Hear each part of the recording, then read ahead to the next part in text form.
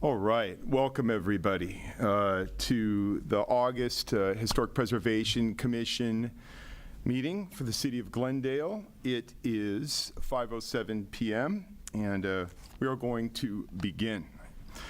Meetings are broadcast live on Glendale TV, viewable on Spectrum Cable Channel 6 and AT&T Uverse Channel 99.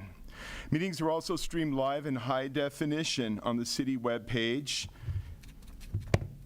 and on Apple TV, Roku, Amazon Fire, iOS, and Android devices using a free app called Cablecast and choosing Glendale TV from the menu. Meetings are also archived on the city website for viewing anytime at glendaleca.gov/agendas.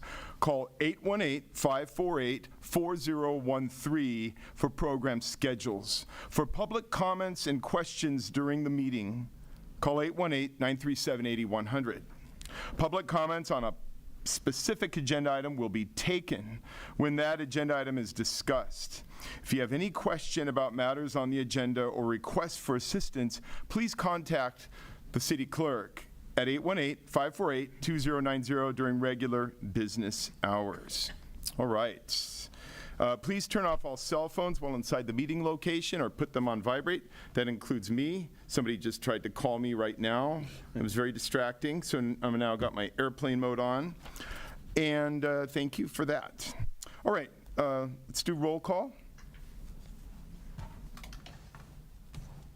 Thank you so much, Chair Paul. Commissioner Bartanian? Here. Commissioner Cusack? Here. Commissioner Durham? Here. Commissioner Head? Here. And Chair Paul? Here. May it be noted that there is a quorum tonight. Great. Thank you so much.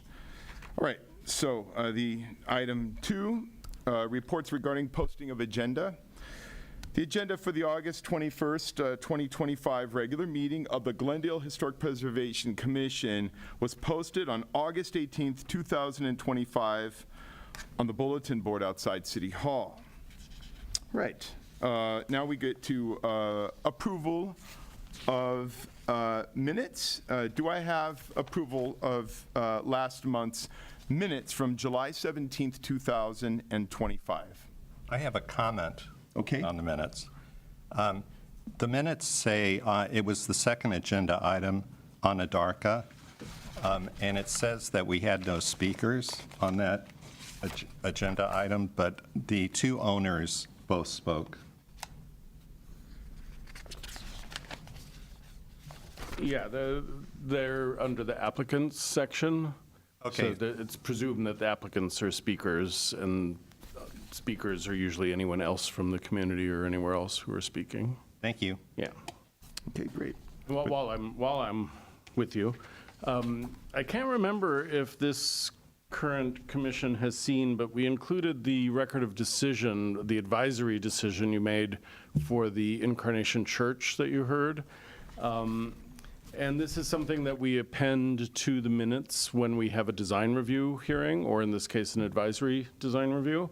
And over the years, I'll confess, I have forgotten to include the records of decision, and sometimes commissioners will remind us of this. So I just want you to remember that we're trying to remember, and you should also, that we're supposed to be attaching these to the minutes as we bring them to you each month. So Great. there you have that. And I see them right here. They are there, yes. We did not forget. Okay.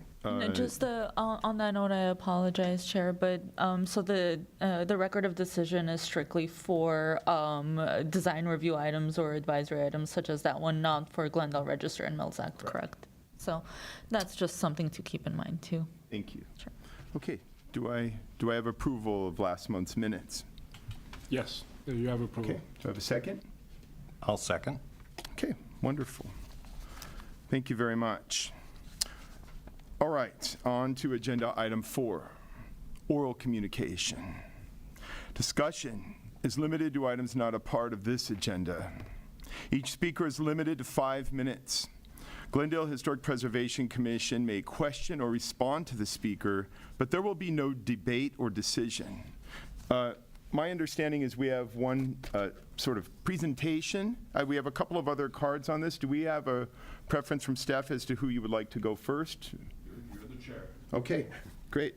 Well, being that he was here first, I'm going to go ahead and have Mr. Alan Dish come up and give his presentation.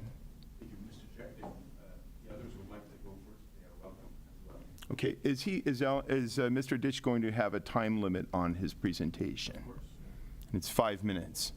Okay, Then I'll do it. okay. So you have 5 minutes. Thank you, Mr. Paul, Chair, Paul, and honorable commissioners, staff, and the viewing audience. My name is Alan Dish. Honored to be here. If I may, I would like to dedicate this presentation to the former commissioner, Mr. Doom, who was also my teacher for American history, so, and inspiration. So it's titled Normart and Normart, of Normart and Normart, Preliminary Sketches on Armenian, the First Armenian in Glendale. And I would like to thank even Ms. Ani, if that's okay, because I just found out that she authored one of the texts that helped me do this research, so, and Mr. Platt as well, in other ways. So let me begin. If you may go to the next slide. Thank you. Upon my research, I have discovered that there was a certain James Normart who, already in this 1921 headline, is stated to have lived in Glendale for over 24 years, which puts his entry into Glendale in 1895, which is a couple years, if not decades earlier than the previous one, 1903. That was mentioned. But who is James Normart? Next slide, please. So it's a bit small, but you see 5 brothers, Yannickians. The one standing to the left is named Frank. He is the first to arrive in California, Fresno, 1874. He liked it so much, he invited the rest of the family. The seated one in the middle is James, the first in Glendale. And he, in 1892, lost his wife. So when he moved to 93, remarried Lydia Gardner, and they moved to Glendale. Next slide, thank you. This one states a wonderful passage where it says that in 1911, basically, he won a large fortune, and basically, he's even quoted as being our old Armenian friend, basically. Next slide. Tropico, 1906, it states he has sold 2 houses, and then on the bottom, it says that he's looking for a gardener because he bought a new house. Next slide. This is very nice. So he built this new house in 1907 on the corner of what is now Chevy Chase and Columbus, yes? And you see, he named it Bars Dun, which in Armenian means simple house. So they had a Christmas party, many guests, and so on from Pasadena, Fresno. Next slide. Here is very nice. Here you see in the Tropico Sentinel permits that he got from, so for a bungalow, $1,000, then later he did remodeling. Next slide. Okay. The chicken is because it says for sale, a couple of chickens in 1911, I guess hinting at the rurality of Glendale. At that point, the bottom, unfortunately, shows that he got injured while he was trimming some trees. So, next slide.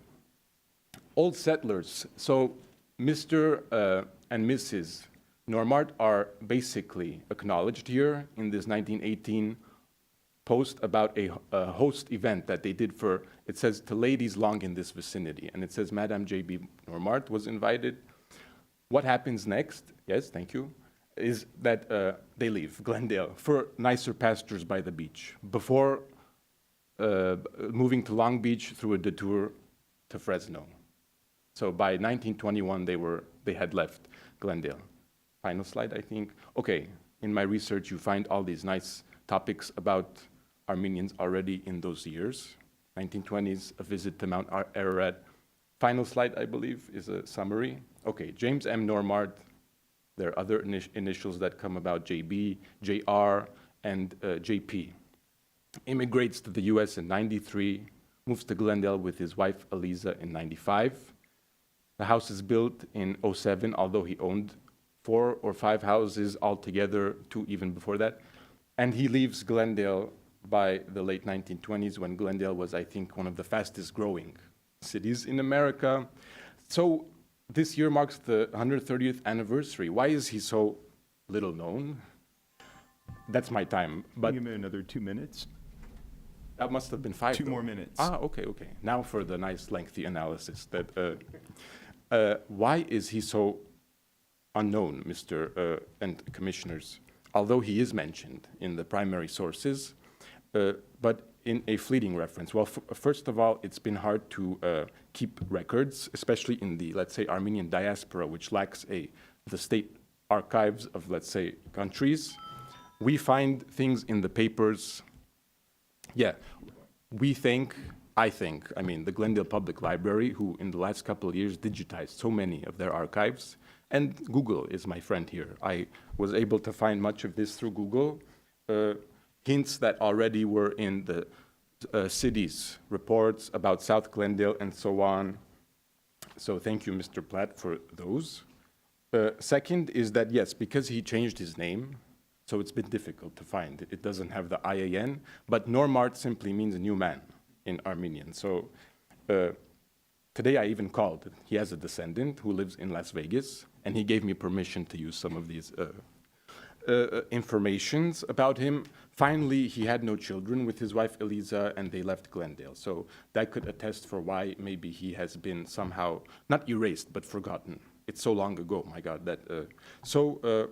I am so glad to have delivered this, and even if I may make a joke, running on Armenian time, I thank Mr. Platt, who accepted the review a couple hours ago, the presentation. Thank you for your time. It's an honor, and I hope somehow the city, yes, there's a museum being built already, but like hopefully this year there could be some small extra, how would you say, acknowledgement of their presence. Thank you. Thank you. Stay up here for a minute. Thank you. Yeah. Do we know, or I'm assuming that the house he lived in Glendale, like, do we know the location of that? I'm assuming the house is gone. I'm assuming also. Yeah. Do you know the address? Well, the records show there was a Normart tract, which was, again, around the corner of Columbus and Park Avenue, which I think later became Chevy Chase. It may be today's Tropico Motel, where the site is. But I haven't been able to yet find it. But given where I'm going, I might find it. So If you do find anything associated with that tractor with him, come back and let us know. I would love to. Thank you, Mr. Okay. Paul. And again, I think Mr. Doom would be delighted that you did this, and I hope he's watching. I appreciate that very much. For those of you in the audience, Mr. Doom is still alive. I don't mean watching from. Of course. Oh, my God. I mean on the cam from home. He's still with us. Mr. Dish, you also talked about this at Tuesday's council meeting, That's true, yes. and you told a joke at the end, which I don't know if I heard it correctly, but I didn't get it. Do you mind repeating it? You get second chances like this so rarely. My God. Was it about, are you sure it wasn't afterwards? I gave a couple jokes that night, but no. It could have been, I thought it was when you were talking about Mr. Normart, but I could be wrong. My memory's not that good, because you spoke 3 times, I think. Right. I think it was about Catholics and Protestants. Yeah. Maybe not relevant, though, to today's discussion, but no. Okay, I'll repeat it if you want, briefly. Why not? It was about Armenians and driving. The idea was, don't be afraid, that in Catholicism, you're allowed to do whatever you want, just it's nice if you go to confession at the end of the week. While in Protestantism, you can also basically do whatever you want, just it's nice if you feel a little guilty. No? And so my joke was, even when we're driving, even at limit or lower, it's nice if we all feel a little guilty while doing it, so that even those who are at speed limit feel guilty about it. Because it's dangerous, we should be safer, and so on. That was all I said about that. Thank you. Thank you. All right, great. My God. All right, thank you so much. Thank you. I appreciate it. Thank you. Have a good meeting. And let me just fill in something on the staff end of this. We've recently reopened, several years ago, the city manager's office began a race and ethnicity study focusing on different groups in Glendale and the histories. This was part of our acknowledgement of our history as a sundown town. That effort kind of didn't go forward back when it started, but we've reinvigorated it. We are reopening our contract with Galvin Preservation and Page and Turnbull, and they're going to be conducting this study, which is going to be sort of a historic context, but not quite, because we don't think there's going to be a ton of on-the-ground houses or buildings associated with some of the groups we'll be studying. But we'll be looking at West Asia, Persian Iranian community, Armenian community, Black community, and East Asian, so several of the East Asian groups. And so we're going to be able to take this information that Mr. Dish just brought us, which I think is wonderful to have, and provide that to the consultants who are working on this. They might be able to dig a little deeper, at least into the Normark tract, and identify the location, see if there are any older buildings left around there. But I think it's wonderful to just have names and pictures and things that we can start putting faces to the early members of these communities in the city. So this is great timing to get something like this. Jay, are there any sites on the Glendale Register that are protected properties? Associated with the Armenian community, or? Anything at all? I mean, a site in the sense of where there's no building left. I mean, a site can Like involve a structure. site of Yeah. kind of thing? No, the only thing that we have like that is the site of the Oak of Peace, which is gone. But there could be, we could identify, there's nothing in the code that says we couldn't have that sort of designation. Okay. All right, thank you so much. Oh, yes, Commissioner Head. I just want to thank you for your presentation. I think it's incredible that your research could be traced and to identify the first Armenian in Glendale. I think that's really impressive. As an Armenian myself, I didn't know this man existed until today when we saw each other in the hallway. So thank you for sharing this. And being a research kind of guy myself, we don't know that he's the first. We believe him to be the first that we know of, but who knows? So And then just to add, because another Armenian and, researcher. I love research, and I have a slight obsession with the Normart identity, because he was not the only Normart. There were many Armenians that actually came to the United States, and as soon as they entered, they said they felt like a new man, escaping the massacres and the trauma, so they renamed themselves as Normart. There's actually another one in Massachusetts that was also tied to Fresno, and then now there were a lot that also, like, that connection to Fresno is very strong for a lot of these Normarts, so it's actually kind of interesting trying not to cross a lot of their identities, because quite a few existed. But my favorite personal Normart, and then we can move forward, is a man who owned a bicycle shop, a taxidermy store, and a fur shop, and I happen to collect his furs. So I'm a big fan of the Normart identity. So with the bicycle shop, the taxidermy, and were they all in the same location? All in the same location. It started as a bike shop, and then, being in Fresno, there was a lot of like rabbit hunting at that time, so he started getting into taxidermy, which later evolved into making furs and storing furs in the area, because Central Valley is so hot, you need fur storage. And through the furs that I've collected, I've actually also traced the history of many important women in the Central Valley, one of them being an Armenian singer who also escaped the genocide and came here, and she kind of made it big, and an art collector teacher who donated her entire art collection to one of the Fresno museums. So pretty fascinating history that's Really interconnected. interesting. Really interesting. Did you know about those other ones, Alan? Huh? Quickly. No Armenian time. Frank Normart is, I believe, who opened the store in Fresno. It closed in the 90s, so Yes. it was so successful.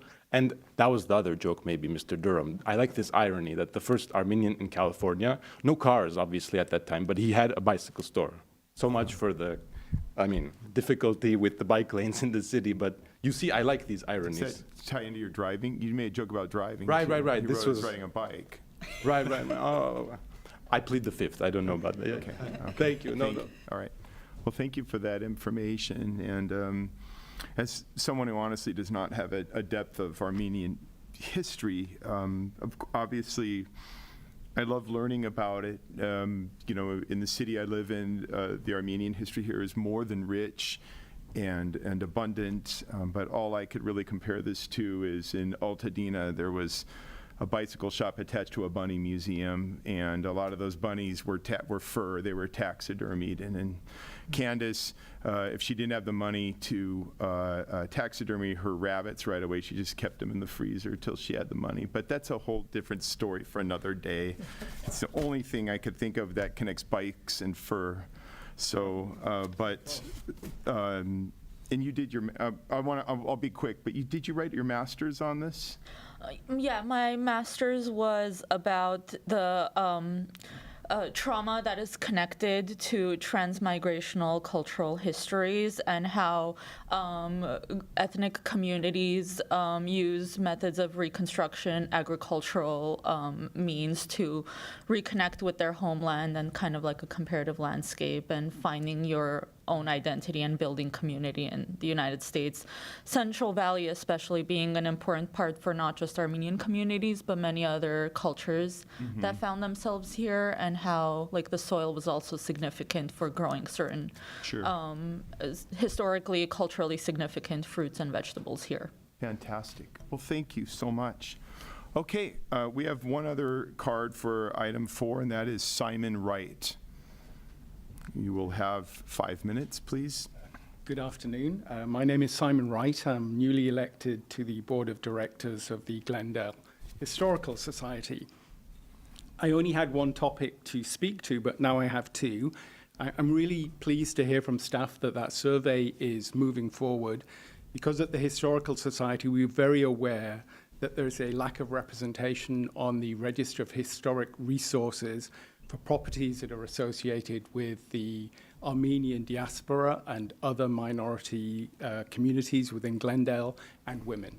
So it's really great to hear that that's happening. We will be watching it very carefully, and hopefully we will be able to identify properties that are eligible to go on the register because of their association with those people. So thank you very much for that.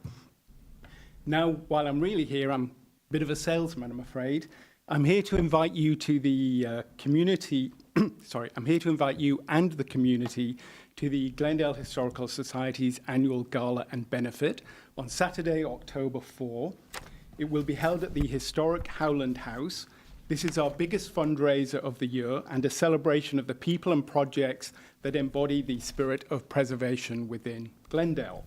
The award winners this year include former Historic Preservation Commissioner Kathy Yerker, former Doctor's House Director Sonia Montejano, and the Harrower Village Project for its adaptive reuse of the historic Harrower Laboratory and Clinic into affordable housing for low-income seniors.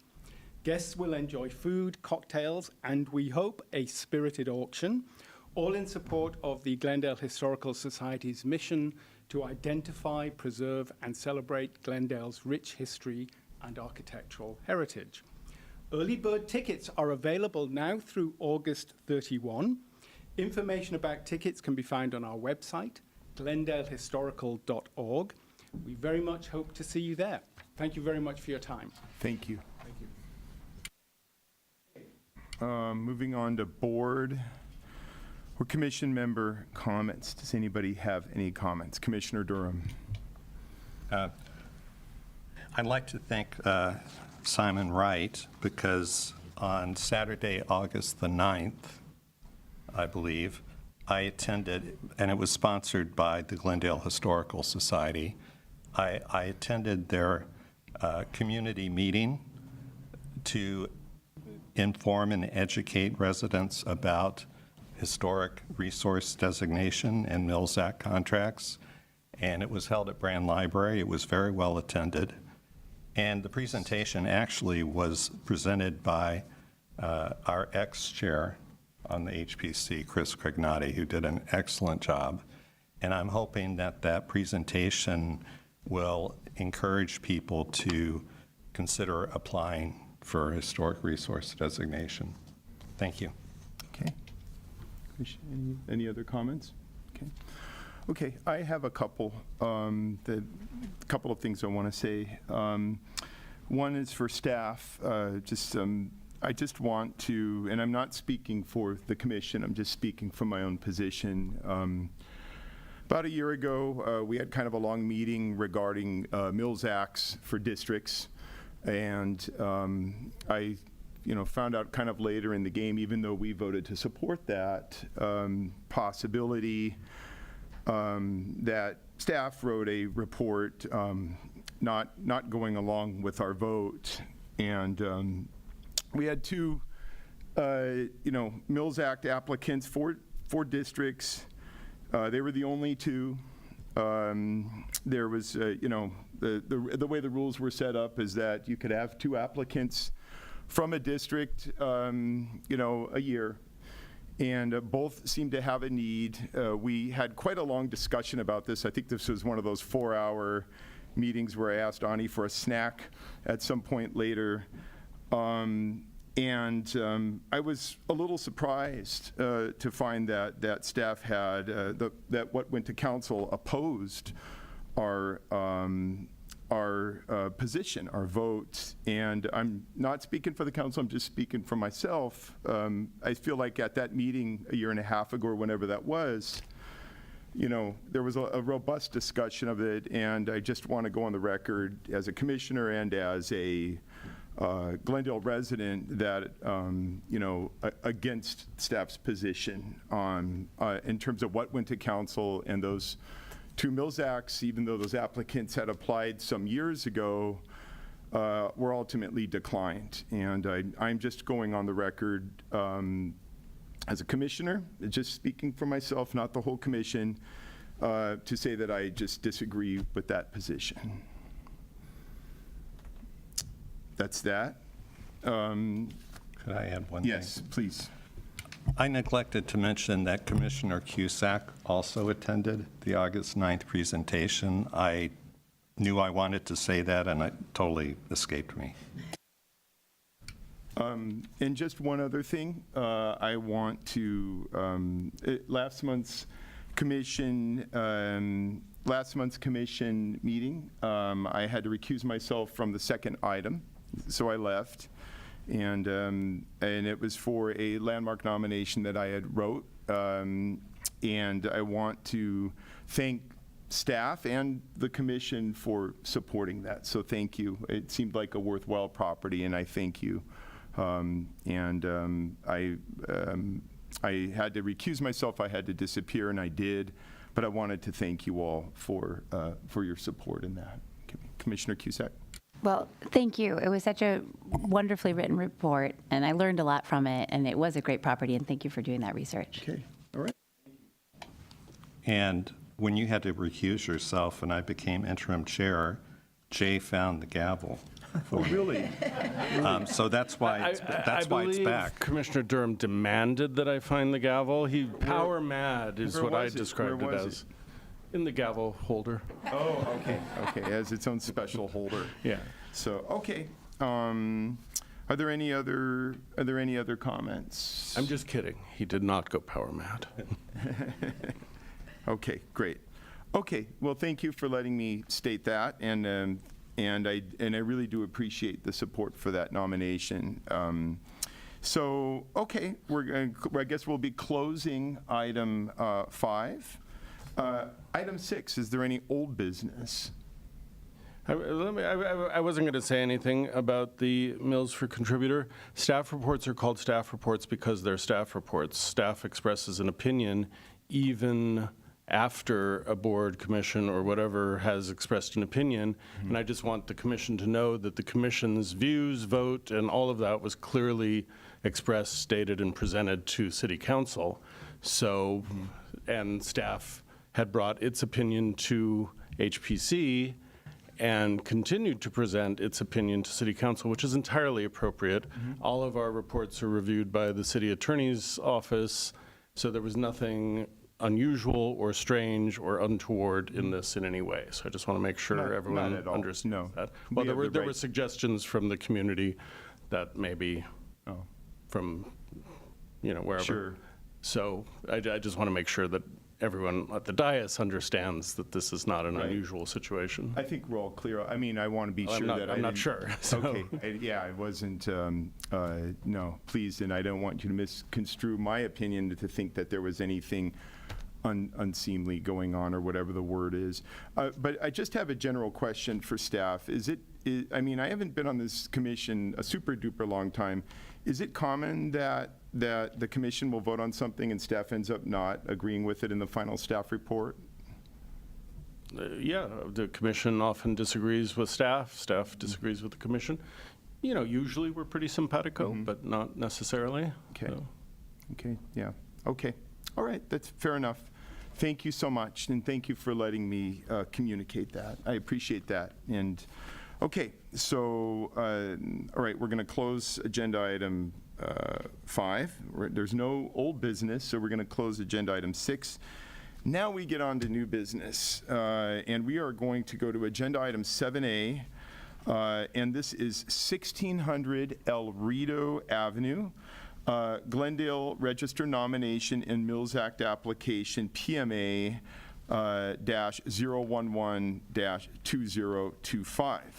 This is a recommendation regarding Glendale Register of Historic Resources nomination and Mills Act contract for 1600 El Rito Avenue.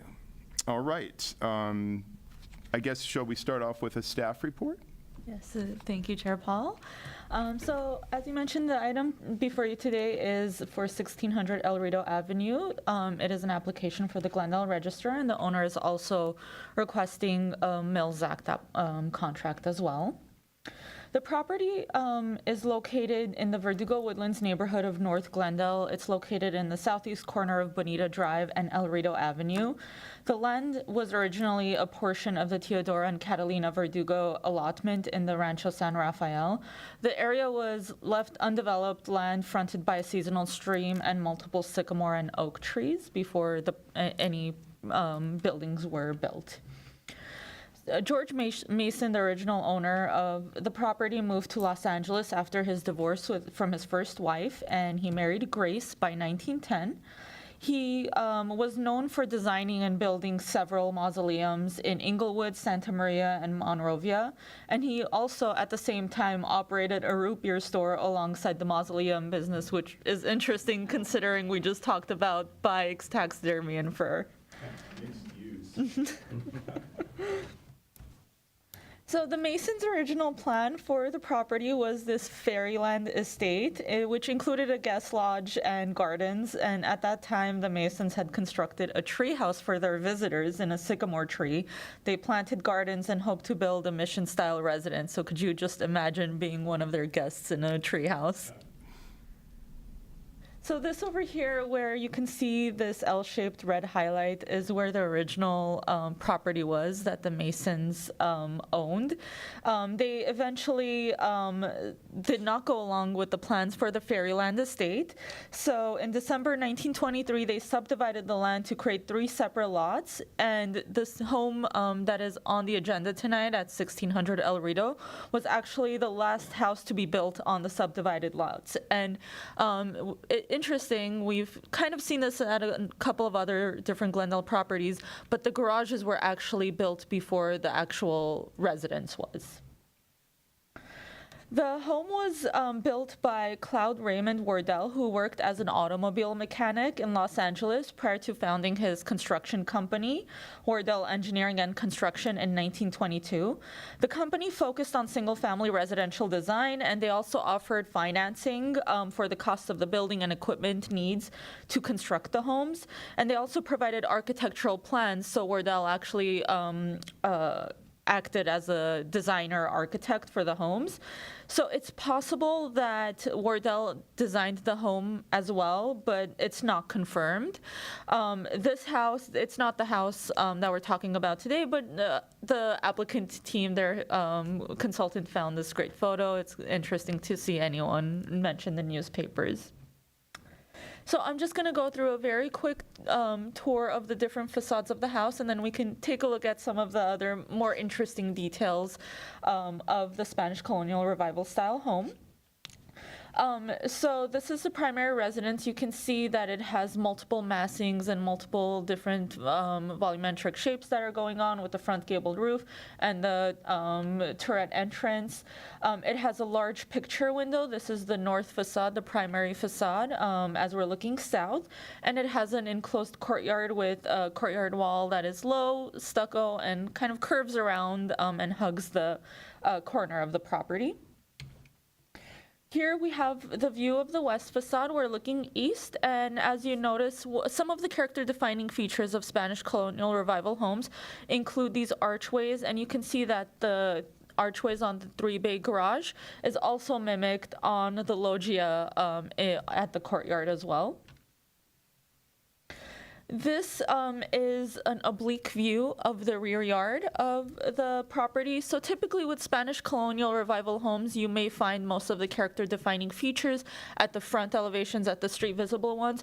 But what's interesting about this is that although it's fairly more simple compared to the front of the street visible sides of the building, this still has that corbelled projecting second story. So there is some of those typical character-defining features of a Spanish colonial revival house on the back of the property too.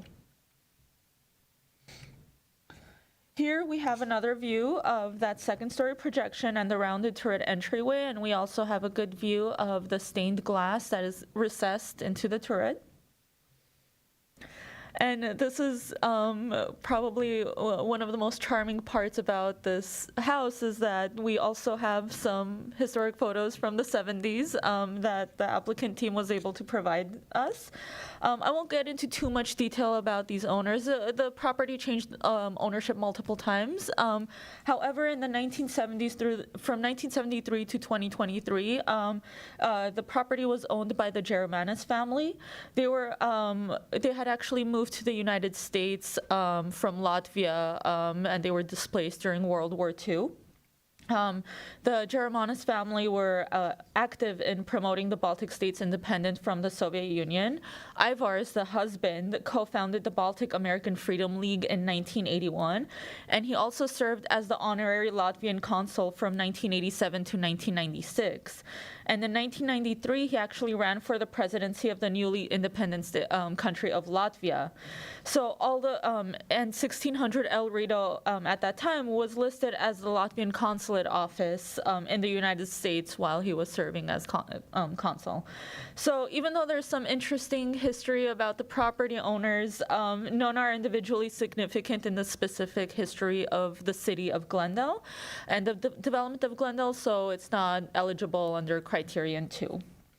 However, back to the physical character-defining features of the home, you can kind of see the turreted entryway, which is one of the those high character-defining features of this style of architecture.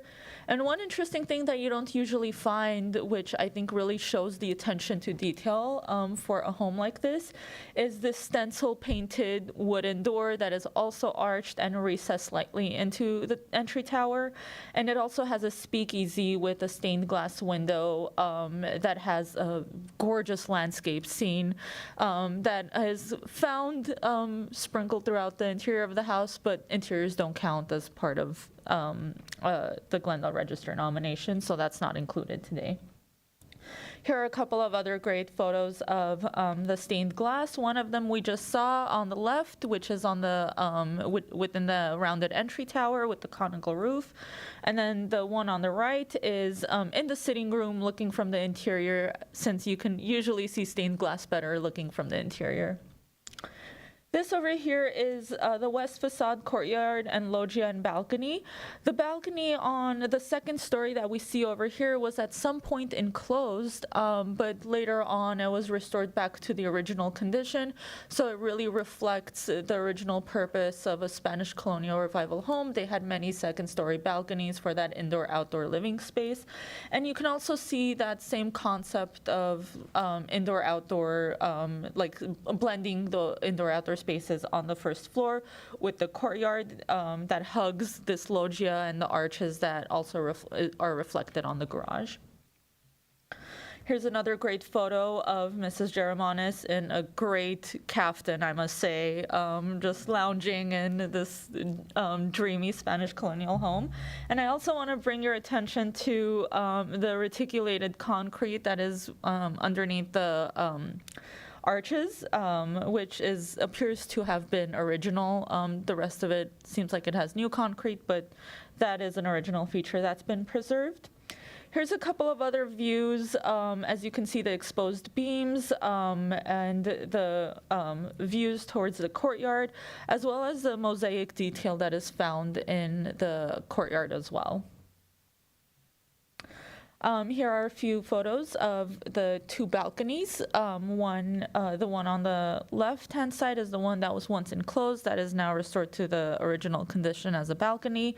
And also the one on the right, which is looking towards the rear. This is the back elevation. We just saw an oblique view too, but in this I would also just like to mention a couple of alterations, which includes the pool and also the deck that has been added at the rear. So in our staff report, staff recommended a couple of Mills Act conditions. So I'm going to start off with the larger photo over here so we can kind of contextualize where exactly staff was talking about. And then when we get closer, you'll notice that there is a little bit of white paint that was overzealously added onto one of the beams, and some of the beams underneath that second-story balcony seem to just need a little bit of reinforcement. So staff, while on our site visit, we have two recommended conditions, which is to repair the damaged wood rafters, and the second is to repaint the rafter that was painted white in order to match the rest of the wood details. And finally, our eligibility findings. We find that the property is eligible for listing in the Glendale Register under Criterion 3 with the added recommended Mills Act conditions suggested by staff. Staff is available for any questions that you may have, and the applicant team is also here as well, and so is the homeowner. Thank you. Wonderful. Thank you for that fantastic staff report. If I have questions for you now, do I ask you now, or shall we do the presentations? I think you can ask now. Yes. Okay, just a couple of quick questions right now. First of all, what is I've never heard the term reticulated concrete. What is that? It's a new term to me. Let me go back to that photo. And we find this on a lot of Glendale driveways and walkways. It's this sort of, I think there's a better view. Over here we can see kind of these different pieces of concrete that are kind of curved and placed together. It's actually a very interesting craft when it comes to concrete. I don't think a lot of cities have it. I've mostly seen it in Glendale, and I maybe Jake. It's a period thing from the Okay. 20s.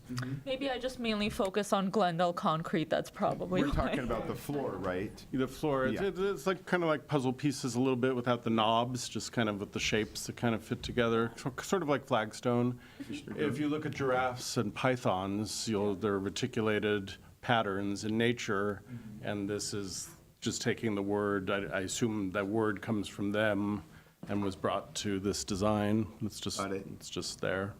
And is it individual pieces rather than stamped No, concrete? it's kind of scored. Scored, So okay. there's a certain artistry to it. We just asked someone who was replacing a fairly damaged reticulated concrete driveway in a historic district to redo it, and the artistry level, say, is maybe not what it was in 1928, but they did a pretty good job. It looks good. But we like to keep the spirit of these things alive whenever we can. And that's just to tear off of what Commissioner Durham, that's just scored. Those are not separate pieces. Right. Wow. It's really something. Okay, then my other question is, one of the Mills Act conditions is to repair the damaged wood rafter of that balcony. Is this an original balcony, or was this one of the newer balconies? So I believe, and I think the applicant team may potentially be able to clarify, this was one of the original balconies Original, that okay. some repair work may have been done, but like there's also just a little bit of reinforcement work that needs to be done. Like the wood is not in like terrible condition, but sometimes this kind of work is good for the longevity of the wood too. Is it just the angle of the image up there, or is that missing a balustrade on a spindle on the left? Are there missing spindles, or is that just the angle of the picture? I think it might just be the angle of the I think they're picture. set in, they're not right at the Got it. edge. Okay, I see. And then, And the balcony, you can see that tile's not the original tile, but it's right. Spanish-looking tile, so. Right. You mentioned another sort of second-level deck that was converted back to, it was originally a balcony, then it was enclosed, and then it was returned back toward the front corner of the house, up there. Was that when I went to see it in person, it looked pretty good. I mean, was that a city was that done through your office, or did they just do that on their own? We don't actually know. Really? I don't think. Yeah. I don't know if you Pretty guys good, know. Pretty good. We'll get to you in a minute. Sorry. Okay, Commissioner Durham? But this is not in a historic district, right? Not anymore. No. We'll get but to that at the end of the But it evening. never got into one. No. Meaning that alterations that the contractor slash flipper who did most of the restoration work wouldn't have needed to come through your office. or- During the interim period from August of last year until, while it was pending, we would have reviewed it Right. under historic I see district what you're saying. guidelines. There would be no but- nexus for you guys, because when this was done, it wasn't in any sort of historic. Sometimes, when our colleagues get houses like this, that, we train everyone to kind of spot the possible historic property. We often get involved in assisting with design review on things that aren't previously identified or designated, obviously. Oh, okay. Great. But in this case, I don't remember being involved in this, so. Okay, wonderful, thank you.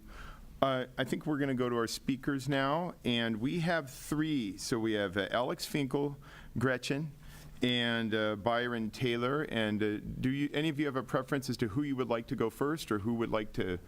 Okay, Alex, why don't you come up and give you 5 minutes? Great. Okay. Thanks so much.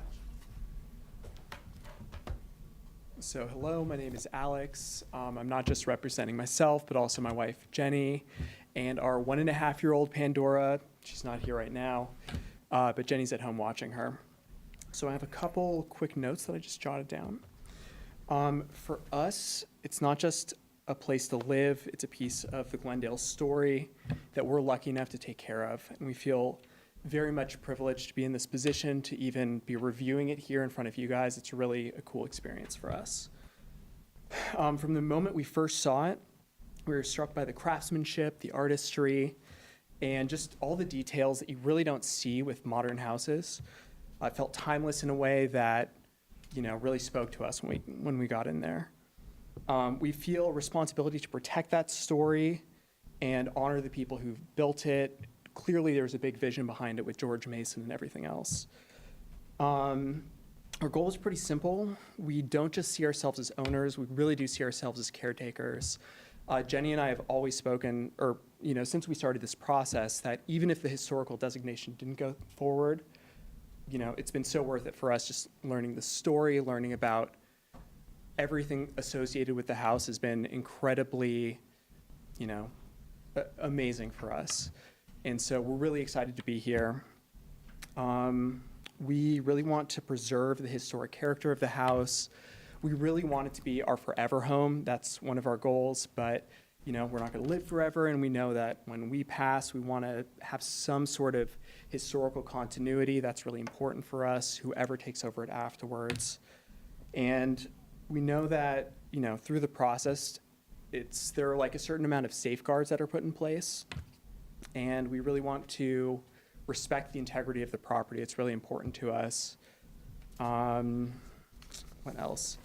We feel like it's bigger than just our home. It's really a part of the history, not just of that neighborhood, but Glendale's story is a bigger, part. It's right down the street, a stone's throw from the Catalina Adobe, which I think is incredible. I didn't know that that's where they negotiated the peace treaty to end the Mexican-American War, which is really fascinating. It's just right down the street.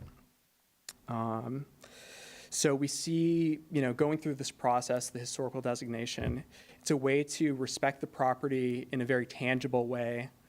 We want it to be a part of, not just our home, not just our neighborhood, but the wider Glendale story. Just some really cool fun facts, like we found out that the brigadier general, or one of the prior owners was a brigadier general in World War I and World War II. His brother was on the Glendale City Council, which is so exciting. I wonder if he was in the house at some point. It was a diplomatic residence at some point, and learning that, you're like, what? Oh my God, that's so cool. And, obviously George Mason was a visionary. Not only, he designed mausoleums, but he had a vision for that place. It was the fairyland, it was a wonderland. He had all these crops on it, and I think in the report, there's an article where it talks about, they had a giant tree stump that looked like a dragon, and they put lights in it for the kids, and it's really a special, magical place, and we want to do what we can to respect it, preserve it, and, have it be a part of the historical record. And we're just really passionate, excited to be a part of the process. And yeah. Cool. Thank you. Thanks. Okay, Gretchen Boyce. Hello, Commissioners. Just wanted to introduce myself. My name is Gretchen Boyce with Groundwork Preservation. I'm a historic resources consultant. I'm actually based up in Northern California, but I work all over the state, and I'm so happy to be here working on this project in Glendale. I was hired by Alex and Jenny, the owners, to prepare the nomination for them, do research, and just help them through the process. I just want to say thanks to Ani and Jay for their help through the process for all of us, and just happy to be here. If you have any questions, I'm happy to answer them. Great, Thanks. thank you. And finally, it looks like we have Byron Taylor. Chair, commissioners, and staff, thank you for this opportunity. I'm Byron Taylor, and I live directly across the street from the subject property. And I've seen the house go through quite a few changes. Since COVID, I've worked out of the house, and my office looks directly at this property. And before 2023, when it started to be restored, you could not see the house. It was completely overgrown with vegetation. When they started work on it, we suddenly saw this grand house in an unfortunate state of disrepair with extensive rot. And the contractors who did the work, working from home, I was able to take my daily coffee breaks, got to know the brothers who did the work, and walk through pretty much every few days seeing what they were working on, and I got to see the transition of this house and see what a fine job they did to bring it back to its original state. Then, the most amazing thing happened is we got new neighbors. Alex and Jenny moved in with their daughter, and we got to know them, and Cindy and I live in a historic resource, number 125, and we have always viewed our job as to be custodians of that house. And getting to know Jenny and Alex, they are also of the mindset is they're there to take care of that house, not there just to occupy space and time, but they are true caretakers of that property.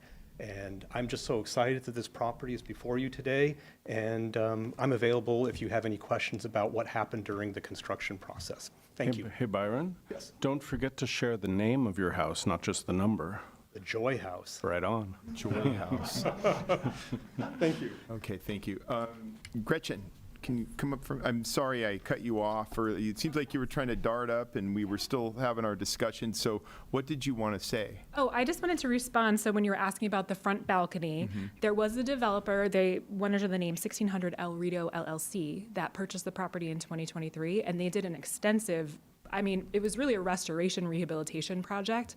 The changes they made reversed some of the prior changes, like the enclosure of that front balcony, doing the best they could with the evidence they had. So they used the rear balcony as their model for the materials and the design of that front balcony.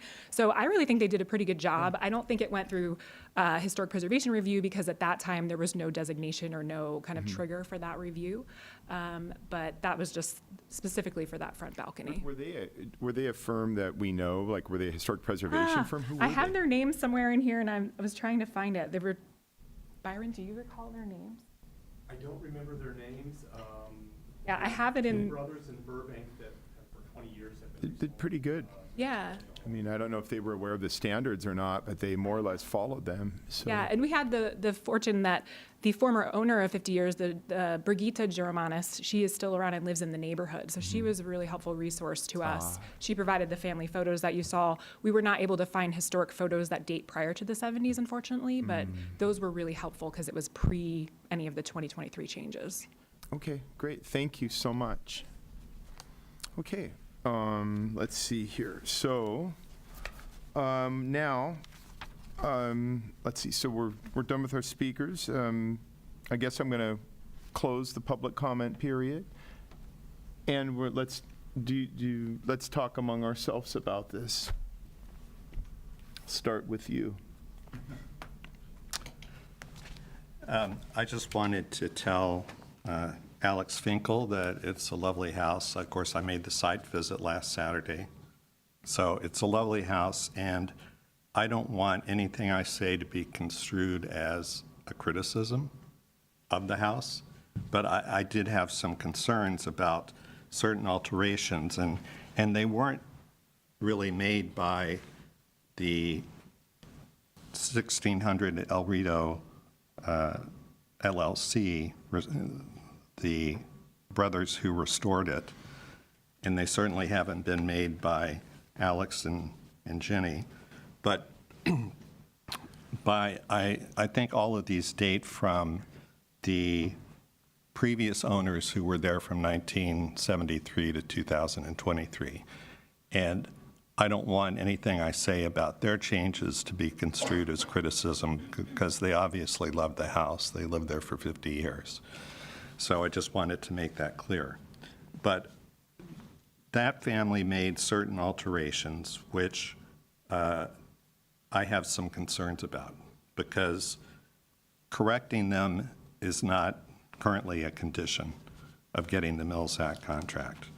The first concern I have is that although the brothers restored that front porch balcony, there was an original balcony on the west side of the house that the previous family had enclosed as, I suppose, a sunroom. And it would have been nice if the brothers had been able to restore that balcony. It is on the west facade rather than the front, but it does affect the massing of the house and the detail. Then the living room windows, two of the living room windows and the two French doors that open out into the courtyard from the living room, they are not appropriate in style to the period and the architectural style of this property. They are elaborate, ornate, beveled glass, which looks rather mid-70s to me. And originally, they would have been like the doors you see on the rear of the house, probably, very plain 5-light divided doors. And the windows probably would have been casement windows. I think they could be easily replaced because you could use the existing windows and doors as a template for probably what had been there. But, Spanish colonial revival homes from 1930 did not have elaborate, ornate, beveled glass windows. You pass these windows on the outside on the way to the front door, and then the two doors opening onto the courtyard from the living room, you can see those beveled glass doors from the courtyard. So to me, and they're in the living room, and to me, they're not like oh, it's on the side of the house and it's not very apparent. So those were, I'll stop here for now, but those were two of my concerns. Can we look at a couple of photos to what Commissioner Durham is referencing?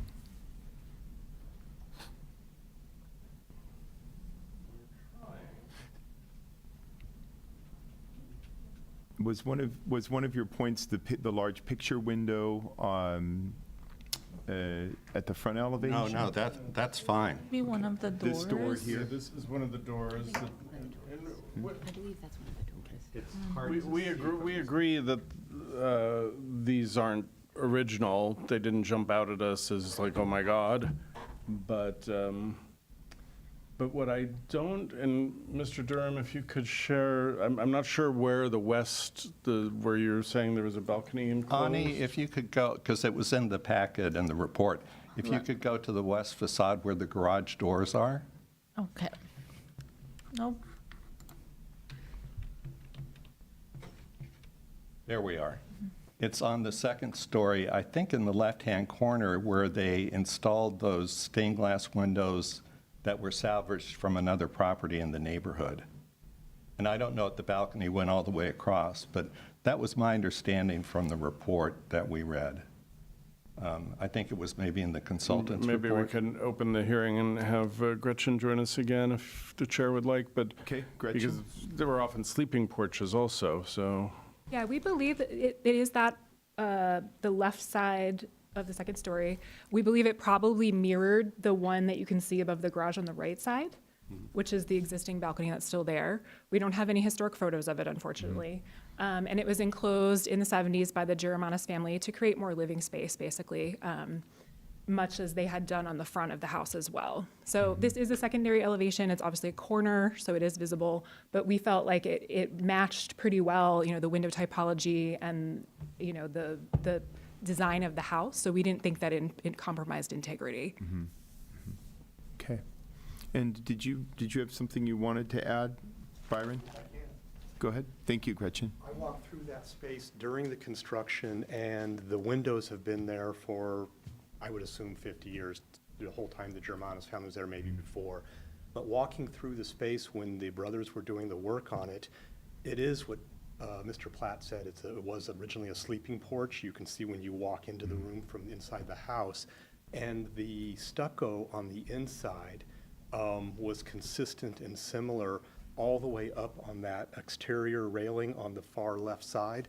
So to me, in talking with the brothers, we believe that exterior stucco on the top left side was original to the house. Okay.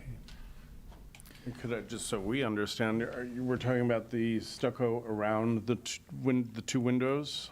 On the left-hand side. Yeah, the two left-hand windows? Yes, and that, right there with the curtain to the If left. that were a sleeping porch, those would have just been screened rather than windows, you think? Although, Gretchen, you think it was probably a balcony with an actual railing and fully open? We don't have evidence. Oh, okay, so could be either way. Okay. What's the period of significance for this house, Gretchen? We recommended 1930, which is the date of construction. Okay. May I speak to the windows question too, unless there's more discussion around this? Please. So those beveled glass, they're leaded glass, so they are clear leaded glass, not stained glass like we see throughout the house.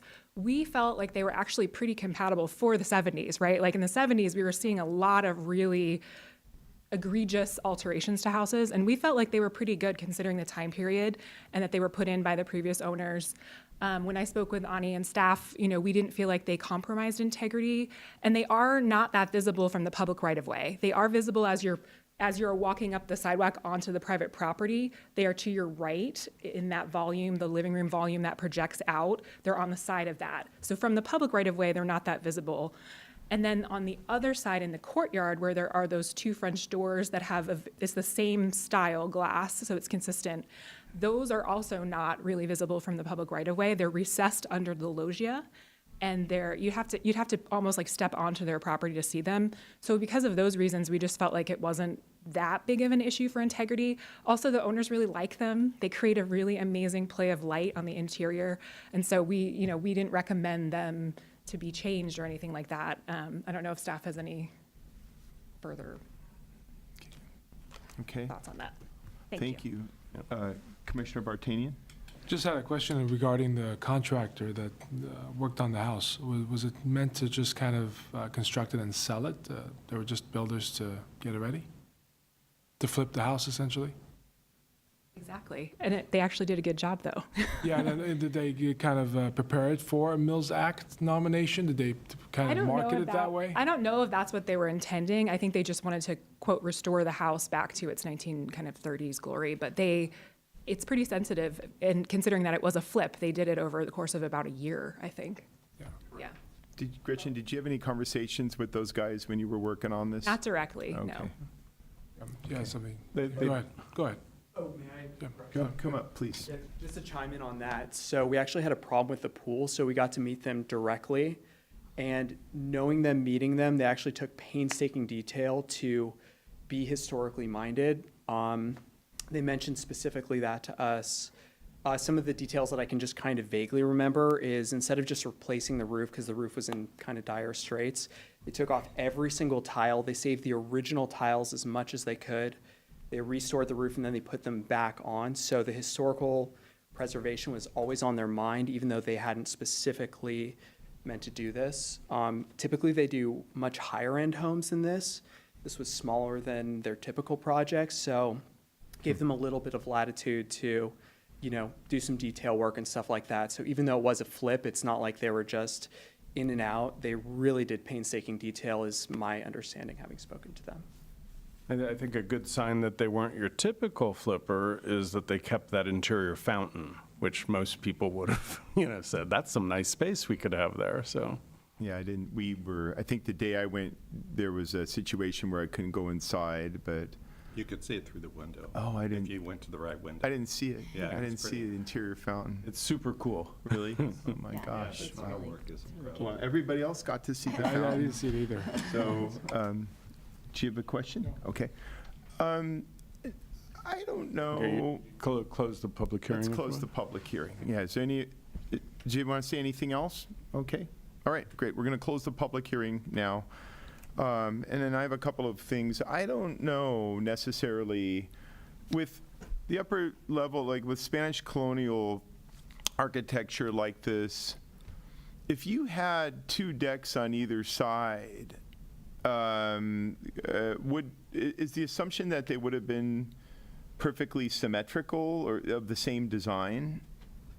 That would be weird in my mind. I'm leaning towards sleeping porch. Yeah, But, yeah.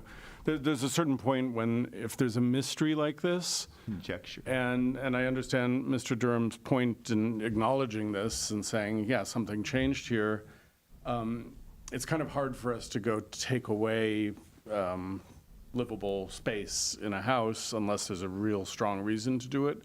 Here, I don't know that we need to because aesthetically it's not too damaging. I think we can talk about the doors. I think that's a stronger possible Mills Act thing to think about.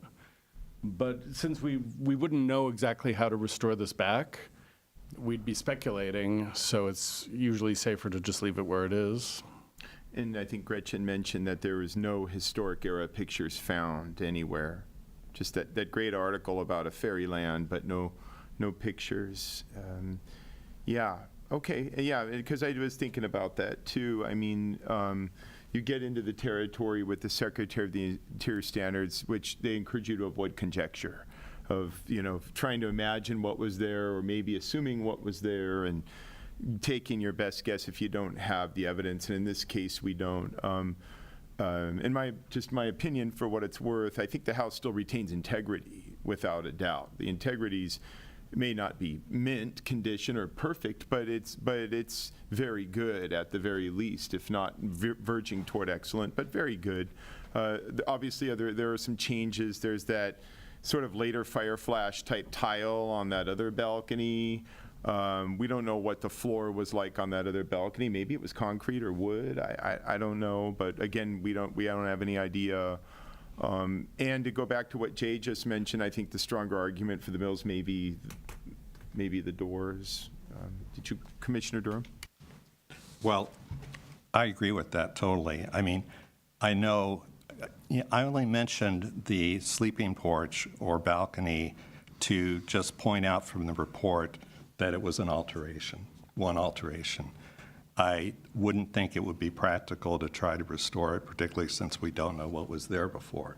So it wasn't my intent when I mentioned that should be a condition of the Mills Act. That wasn't my intent. I was just trying to point out the alterations I noticed from the report.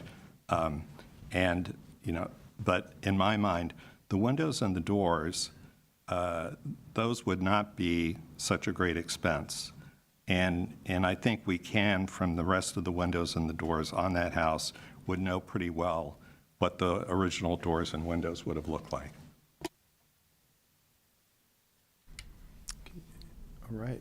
And I want to just, Commissioner Durham, I agree with you on those points about the windows and doors. If we have what we, and Gretchen, maybe you could answer to this,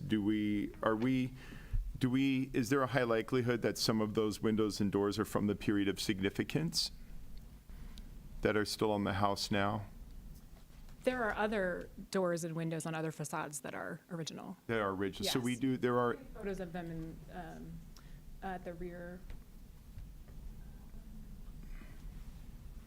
There's a 5-light door you can see really oh, well. we just passed it. Yeah, a pair of them. It's this style with the kind of horizontal panes, casement. Okay. Just one more thing I would like to bring up, though. Go ahead. So when we did the report, we did not, as Ani mentioned, the Euromonis's history with the property is quite important. And because when it served as a consulate, it was in the 1980s. And so it wasn't it was not 50 years old yet. So we, of course, did not argue exceptional significance under criterion consideration G or anything like that. But I do pause to remove the Euromonis's sort of stamp on the property, because I do feel like if and when the property were 50 years old, or their association with the property, one could argue significance for it serving as the Latvian consulate while he was running to be the president of Latvia. And like, there's something really interesting there. And that's my only thing is like, I feel a little bit concerned about removing those doors and windows just because it was their era of alteration that I think are pretty compatible. But again, I understand your concerns, and you know, if you're looking to have it be cohesively just in 1930, then When did the Jeremias, what were their years in the house? they were there from 73 to 2023, so 50 years. Okay. And it served as the consulate in the late 1980s during a period when the Balkan states were breaking up and there was a lot of turmoil in Latvia. So it's just an interesting side note. I'm not saying that we did not argue it for significance under that reason, but it's just something that is in the back of my mind as potentially a reason not to remove those alterations. Gretchen, I have a question. This is more out of curiosity. As far as the stained glass, do you have any additional details about the maker? The maker? Or We don't, no. We do know that the tiles on the interior are Batchelder tiles in the fireplace, but we were not able to confirm the artist for the stained glass. We are pretty certain that it is original. That just the age of it, and also Brigitte, the former owner, said that they were told that they were original windows when they purchased the property in the 70s. So I think, you know, if you look at them, they look to be of this era. Thank you. Stained glass is unusual, though. I don't know if you were thinking the same thing. Yeah, Yeah, the it's quite- colors and the pattern, it's not. But that, again, we thought, we don't tend to point things out when we are completely uncertain about it, because we don't want to start planting seeds that are going to open rabbit holes and all of that. But if I could jump in on the Euromanis family issue, because I was going to mention the same thing. If the commission is inclined to think about period of significance in terms of keeping the beveled glass doors and windows, and I'd have to go back to the report to see how much information we have about because he was the honorary consul, which I don't know what that means exactly, versus the consul. The consulate in Los Angeles, I don't know what that means versus the consulate in Washington, D.C. or elsewhere in New York or whatever. Before if the commission's interested in entertaining that, we would have to either make sure we have that information, which I'm not sure the report digs We didn't dig deeply. into that Yeah. because we weren't going to argue Yeah, significance so for that. if you wanted to do that, you might want to consider continuing the hearing. I'm not sure if it's just on the surface, it's not jumping out at me as a strong historic story. It's always these stories are interesting, and we always want to make sure we keep them in the record. The file will always have that as part of the history of the site. And it may be worth digging into, especially if you really love the beveled glass and they're inclined to not keep the beveled glass. You could ask the commission to continue the hearing and hire your consultant to dig deeper, and we'll just come back. What that would do, though, is push your Mills Act contract back probably a year. So there's a lot to think about. Can I just clarify? I wasn't arguing that I think we should argue that now, just that in the future, when they are 50 years old, when those, yeah. The other thing I wanted to mention, we don't have a 50-year policy in Glendale. Okay. That's a National Register policy. So we do not need to have 50 years elapse before we can say something is significant. So we could look at this history and just say, but we just want to know that it feels meaningful in history. And it doesn't necessarily have to be meaningful in Glendale history. It could be, in this case, national or possibly international history. But in terms of jumping on this, it would really be up to the family deciding whether or not the beveled glass is something to fall on the sword or not. So keep that in mind before the hearing ends and see what you want to do.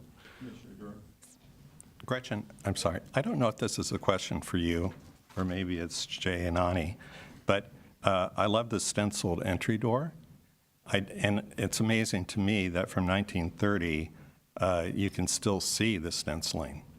It hasn't faded that much. I noticed there is deterioration toward the bottom, which I think is just weather and whatever. But is there some step that could be taken to help preserve the stenciling going forward? Because I think it is fading, and I'd hate to see it fade completely.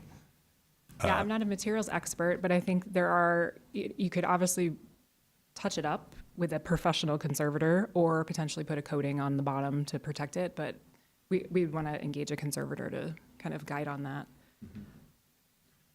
And are we pretty sure, Gretchen, that stenciling is from the 30s era and not from the later Latvian associations? They told us it was there when they came to the property and that they believe it's original. So again, since we don't have historic photos, unfortunately, we can't 100% confirm, but it is consistent with sort of the style of the house and the detailing. Okay. Go ahead, Commissioner Durham. I have a question for Jay, because if he could educate me on this, because I think at our last meeting there was some mention, just in passing, of added pools having been an issue in prior HPC deliberations, and I don't know what the issue was around pools that are added. Is there any history on this commission about? Well, almost every house that's come to the commission has an added pool. Some of them done better than others. There was one house in particular and one commissioner in particular who was very concerned about a pool, and that commissioner gained support from other commissioners, and ultimately the commission declined to recommend that property. It has since been renominated because the composition of the commission has changed and more than 5 years has passed. That will be coming to you at some point in the future. In general, we don't hold pools against a property, and I certainly don't myself. But it's in your purview, and if you're concerned, and we did, in that case, look into possible landscape changes, removal of hardscape, increased landscape to kind of soften some of the issues in that specific case. And so there are ways that you could address a problematic pool through conditions. But in this case, we didn't think the pool was an issue. It's kind of away from the house a bit. And even the little step-down deck that comes out from the house is clearly an added feature. But it was in keeping with the design of the rest of the house and blended in, so. The pool in this house didn't give me any issue. I was just kind of curious, because I've heard it mentioned before that it Yep. sometimes has been an issue in the past. I was trying to get a better feel for it. I've probably raised that one case a couple of times over the years, so. So then to go back to this, I think Jay brought up a really good point earlier about this possibility of of extending the period of significance through some research to determine what exactly a deputy version of what was it, deputy consulate, was that? Honorary. Huh? Honorary. Honorary. So, yeah, go ahead, Gretchen. My understanding from looking at city directories was that the house actually served as the Latvian consulate for a period of time in the 80s. So he was honorary consulate, but the house was like, the location was actually Latvian consulate. associated with that, yeah. So, and this was in the 70s and 80s? This was in the late 80s. Late 80s, okay. So we have thank you. So we have this possible issue where we have it was the Latvian consulate for the U.S. in the late 1980s. No, it was probably the Los Angeles sorry, consulate, so yes, yeah. That, you're right. So the Los Angeles consulate for Latvia. I would be curious to know, I mean, it doesn't have to be a condition of anything, but these bevel doors, I'm not remembering them well enough in my mind, and I'm not seeing a close-up picture from, we just have that one picture. Is this a pretty standard bevel door design, or does this have any sort of might this have any sort of Latvian design associations, or is it just a standard, pretty bevel door? It's standard. Standard. Okay. I don't want to say anything, cover your ears, a little cheesy, so. Yeah, okay. Yeah, Kind of like it's very, of its like, time. somebody yeah. watched a bunch of Falcon Crest. But like I said before, it doesn't jump out at you. It's not offensive in any way, but it also doesn't quite fit the house. Commissioner so. Durham? I was going to say, they don't look custom. Okay. They look sort of off the shelf. Okay, thank you. Manufactured. Generic, okay. So it sounds like there's this can go a couple of different directions. If you were really connected to these beveled doors as is, we could send this back, and you could have Gretchen look at arguing an extended period of significance. And, oh, there we go, it's a little bit closer in. We just don't have a great picture. That's the best. That helps, though. Can you zoom in on the one on the left? Oh, yeah, that's plenty. So I'm not a Latvian art expert. I don't think that has any sort of particular Latvian symbolism, but I don't know. I would support a condition as part of this Mills Act, to get rid of those doors and to bring back a door that's more compatible to the original Spanish colonial design. Yes, Yes, Commissioner. I would also support that condition with the doors. And another condition that I would like to suggest be considered is preservation of the stenciling on the door. Yes. I'd like to know there's a plan for preservation, conservation of it. Okay, Commissioner Cusack, did you have a question or a point? Yeah, I definitely agree with the condition to preserve the door. I'm torn on the windows and doors because I agree that they don't fit the time era, and that they fit the 1930s. But I also kind of like the thought that there was this other family that was kind of important that lived there for 50 years. I feel like I could go either way on that, depending on how the owner feels about it. Okay, Commissioner Bartanian? Yeah, I'm kind of torn on this house for whatever reason, and kind of I think the story about the consulate is more interesting to me than the 1930 aspect of this house, just because typically when we look at projects, we have pictures and specific history about that property. In this case, I don't see a lot of history on that specific, visually, on that property. So I'm kind of a bit paused on that a little bit. So I like the angle of the consulate story better, because that, can be significant that that was served as a consulate. Because to me, it's a 1930s house that's been restored. Right? That's all I got. Okay. Okay, Commissioner Cusack? Yeah, I mean, I think it's a really great example of 1930s, and I love it. But again, I kind of agree with you. I do think that story of the Latvian LA consulate and that past family is really interesting, and I'm sort of loath to wipe it off, especially considering the windows and doors are not visible too much from the street. But I can see the point that they don't fit the 1930s aesthetic, if that's all we're going for. Commissioner Durham? Jay or Ani, could you restate the provision that we're proposing to designate this house as a historic resource, because it doesn't meet a historical criterion?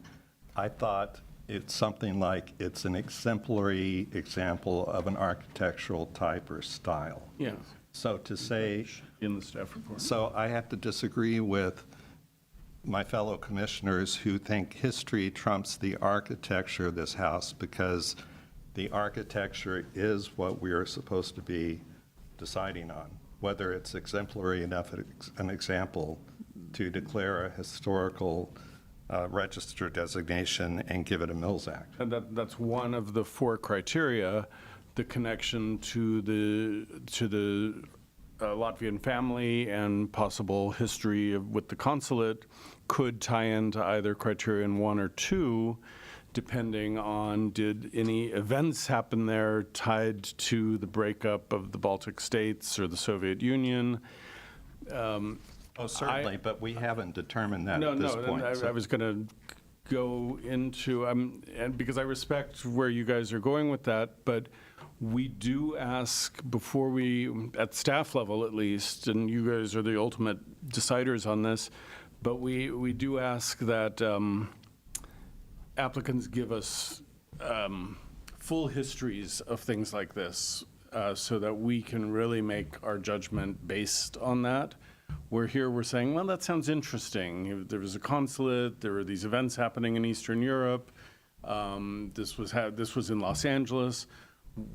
Because I know that consulates are often places where people get visa stamped and stuff, and they're not significant players in the political machinery of the world stage. So there may be information out there, and this could be fascinating history. And that's why I was kind of leaving it up to Mr. Finkel in a way, because if the commission wants to entertain that and agrees that they need to do more research, that would probably delay them getting the approval from City Council this year for the Mills Act contract, because we're kind of getting tight in terms of the number of hearings that we're going to have. So that just take that into consideration also, and I think you might as well. Yeah. And just another thing on this too, and my understanding, with the Glendale Register nomination, is that a property to be listed on the Glendale Register only an argument has to be made that it's eligible under at least one criteria, right? Right. So regardless of what happened with the consulate, even if that was very significant, there's a case to be made for this house as an important example of Spanish colonial design that has been made in the nomination either way. So in order for a property, even if something may be eligible under multiple criteria, in order to be listed, you just have to make the argument that it's eligible under one and make your argument.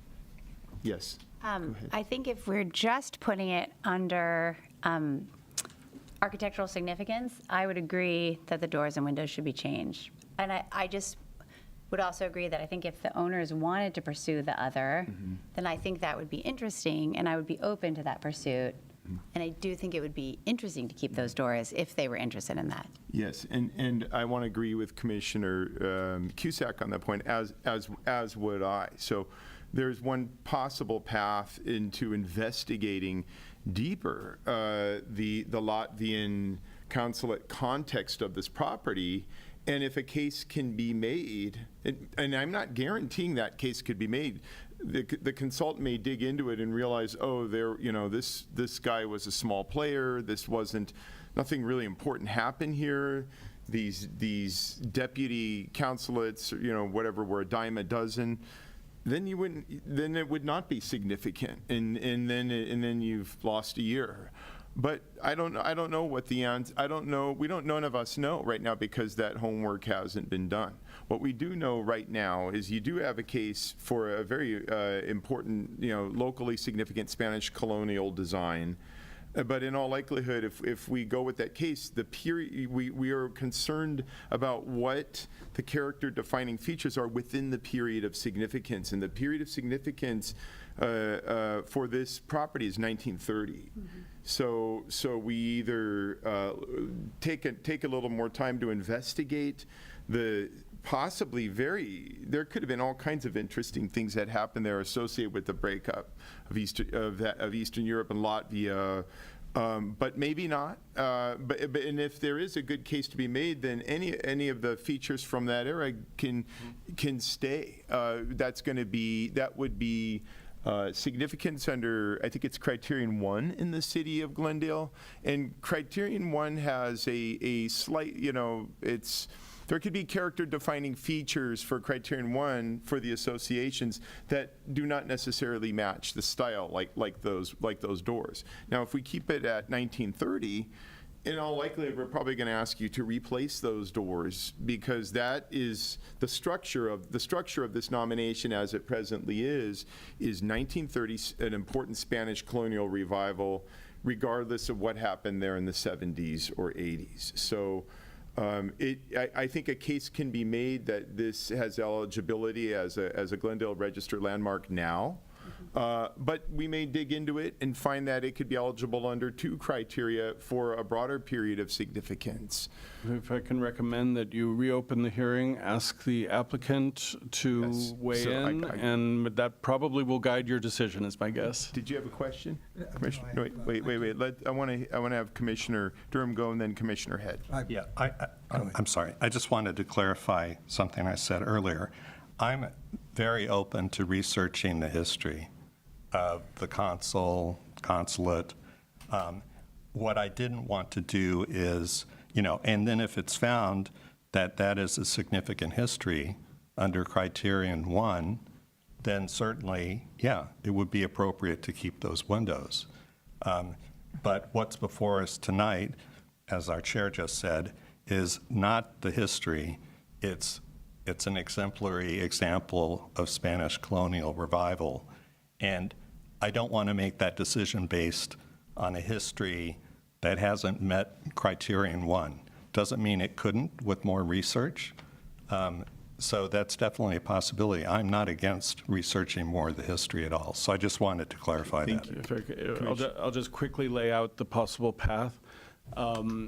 If the owner comes up and says, hey, we love these beveled doors, I recommend that you continue the item so that this research can be conducted. If the owner says, I'd rather just move on and get this designation, then you can vote tonight on just the architecture criterion. Okay, thank you. Commissioner Head? Yeah, that was the question I wanted to ask. Okay, great. So any other comments over here? Okay. Go ahead and come up, Alex, and give us your thoughts, please. Okay.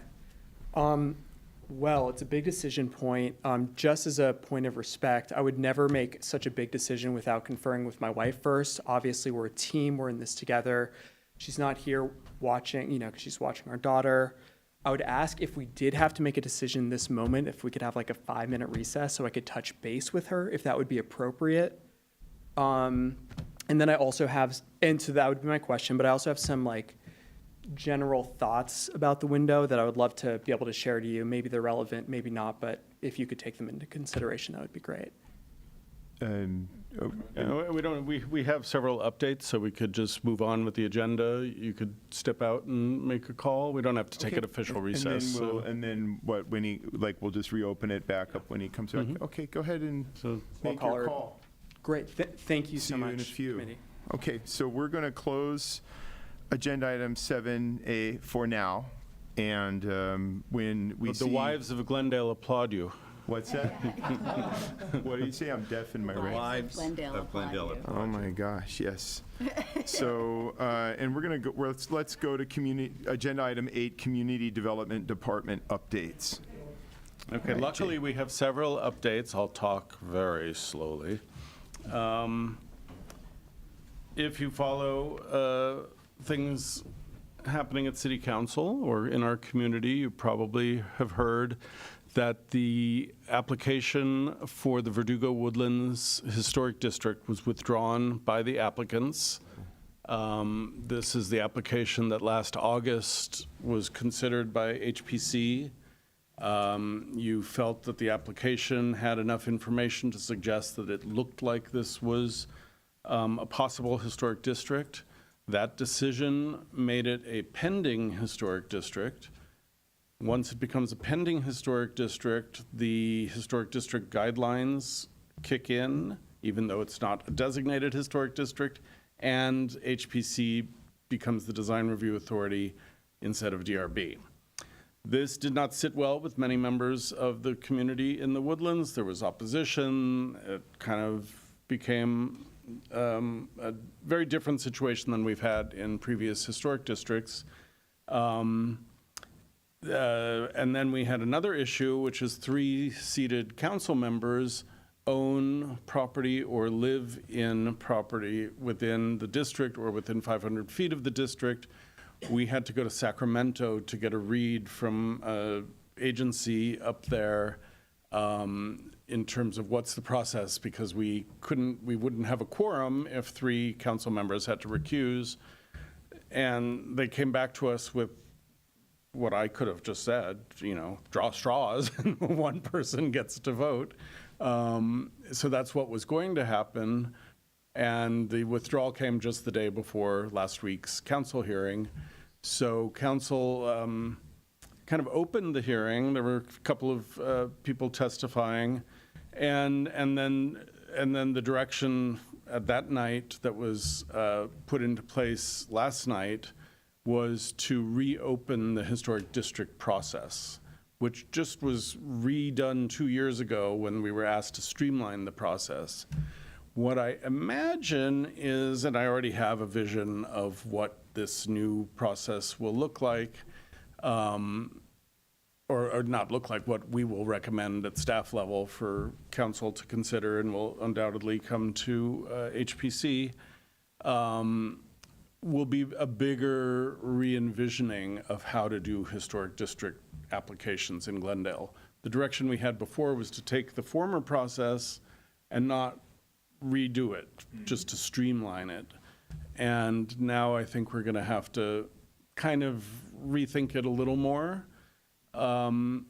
Ultimately, I think it'll be probably more fair. I think in this day and age, I think we're going to have different levels of opposition to this than we used to have. But hopefully through changes to the process, we can make it a little more transparent. I think there was concern that a decision was made that didn't have buy-in from as many people in the community that was affected as could have been possible.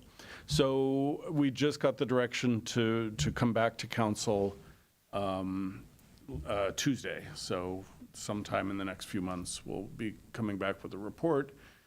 Interestingly, they also asked us to come back with a report about the Mills Acts for district contributors. So that's going to, I don't know if we're going to do those on the same night, hopefully not. So we'll be cranking some thinking and staff reports out sometime soon. So unless you have any questions, that's, okay. I watched that council meeting, and I think the opponents of the Verdugo Woodlands Historic District, I believe they were successful in getting an opposition signatures of 20% of the owners on an opposition petition, which would then require, if it ever came to council, rather than 4 out of 5 votes, it would require unanimous consent. Right. We don't know that they were successful. I have never seen the actual signed petitions, so we were never able to verify that they actually got the signatures of all homeowners. We look at the signatures carefully and compare them against the assessor's ownership records. We also even look at the handwriting to see if, because we require all owners to sign, not just one member, one part of a couple, for example. So I never saw the signed petition, so I can't even say they got to 20%, but we did get a spreadsheet that showed that they got over 20%. And this Okay. is a very strange situation because the 20% is dictated by the city charter rather than the historic district ordinance. So, and it applies to all zone changes, which a historic district is one of many different kinds of zone changes. So, I got a little misled by things at the meeting that I thought they had actually submitted the petition. I have heard that someone in the city has seen the petition. I'm generally the person who has verified them over the years, so I never saw it. So I'm just going to say that I don't know that they got 20%, except on the spreadsheet, which didn't have signatures, they did get over 20%. Verdugo, this would have been the largest district. And just 20% is not of the properties, and it's not of the people, it's of the frontages of the properties. So we have to calculate the actual, how many feet of frontage each property in the entire district has. Thank God we have computer geniuses in our information services team. And then we count the frontages of the properties that have signatures for them, so, That frontage aspect's in the charter? yeah. Oh, wow, interesting. And I was just going to ask, Verdugo, this would have been the largest district in Glendale, right? Yeah. Okay, I remember this one, thanks. And I'm just asking your opinion, Jay, but I sort of questioned at the beginning, when they submitted the application, if it's very practical to, seek a historic district with that many homes. I mean, do you have any opinion on that? That's more or less. I was surprised too. Okay, it just seems like it might be less likely to succeed than a smaller chunk. Well, Ross Moyne came in smaller, and Ross Moyne was kind of a different area. Ross Moyne had a tract boundary. So it had, the history of Ross Moyne had a defined boundary, which was an actually interesting part, and it's visible on the street. You can feel like I'm in Ross Moyne versus not in Ross Moyne.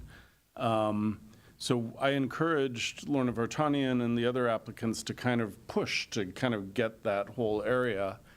And they did, and they got a very strong buy-in in the neighborhood, a very high percentage of signatures ultimately.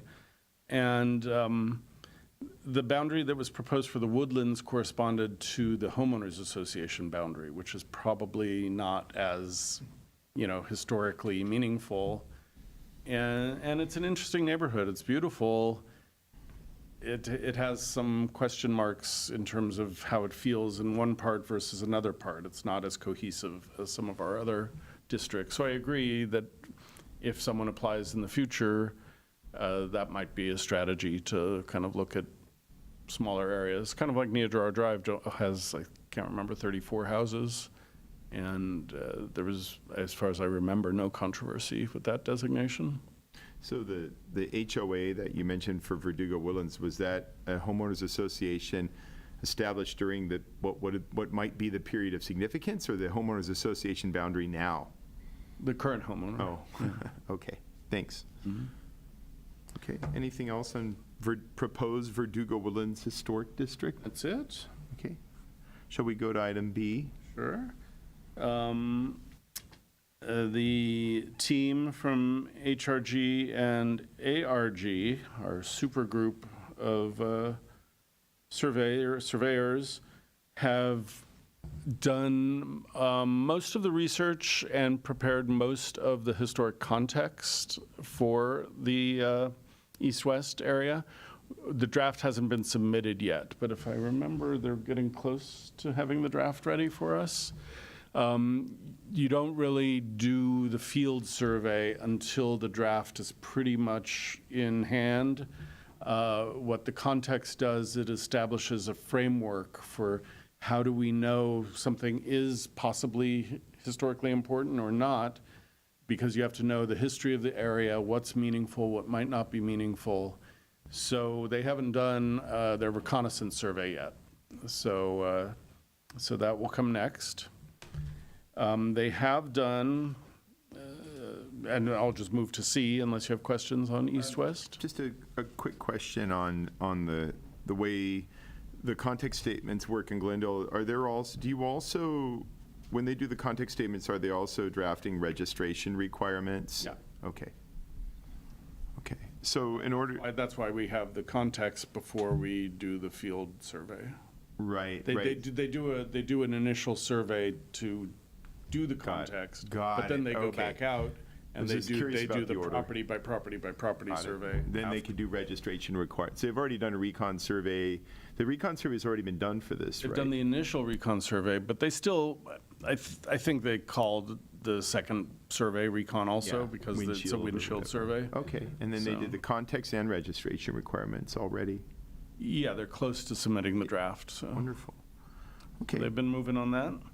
let's go to Cleveland Knoll. Same with Cleveland Knoll.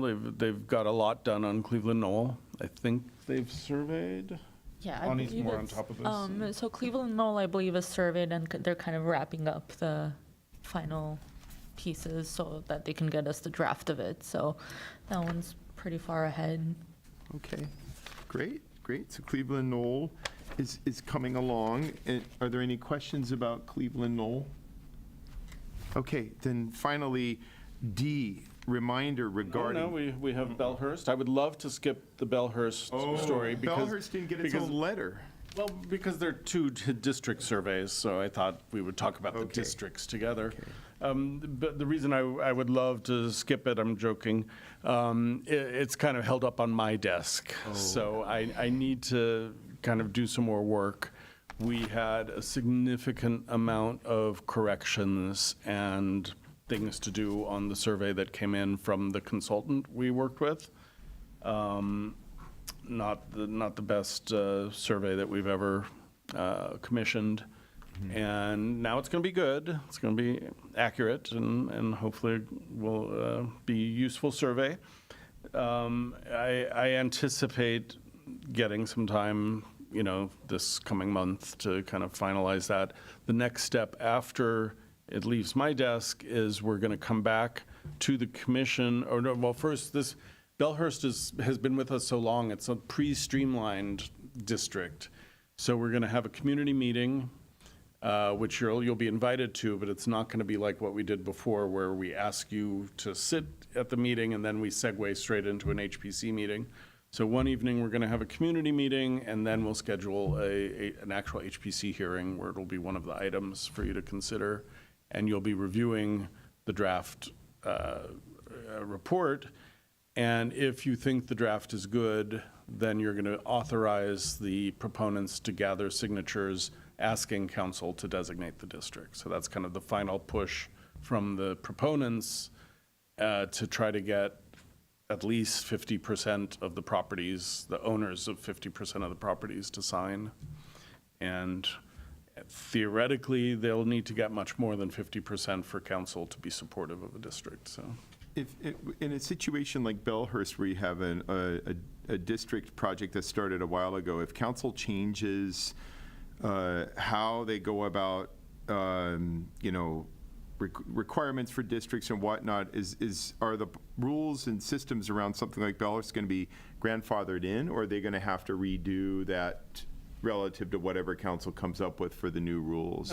Because Bellhurst is in the old system, the pre-streamlined system, so it's in the pipeline, the previous pipeline. Okay. So we didn't move them into the streamlined Got it. It won't pipeline. have to, okay, I see. So, and they were far enough along, it doesn't really affect them Good. much at all.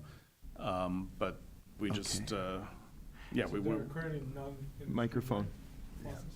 Hit your button. Yeah, we're using the old process where there used to be 2 petitions. The big change from the streamlining is there used to be 2 petitions. In streamlining, there was 1 mandatory petition with a possible option, which the commission, when you looked at the Woodlands, you had the option of asking for a petition, requesting a survey, but you chose not to do that. When we went to council, council was going to have that option also. If the proponents hadn't withdrawn the survey, I'm pretty sure council was going to ask for that option, but it didn't happen, so it didn't need to happen. God, thank you. But Bellhurst, because they've already done that first petition, that's why it's not a huge, the main difference now is we're going to have 2 meetings, one a public meeting, or a community meeting, and then a separate HPC hearing. Under the streamlined process, we merge those into one evening, which is a little bit grueling. I think you guys made it through, but that was the idea of trying to compress time a little bit. But now that's kind of a moot point because council's asking us to revisit the entire process. So I have ideas that kind of thing is probably going to go away, so. And then you had mentioned, Jay, that like whatever consulting firm did Bellhurst, that there were some issues. Was there, how does it work? Who typically pays? Is that paid entirely through the city, or does an HOA fund? No, the city pays for the survey. It pays for it entirely. The applicants pay for, there's a fee for historic district nomination, and that's paid for by the applicants, though the Historical Society traditionally puts in part of the fee, so. Okay, great. And I think we have an opening. So, and,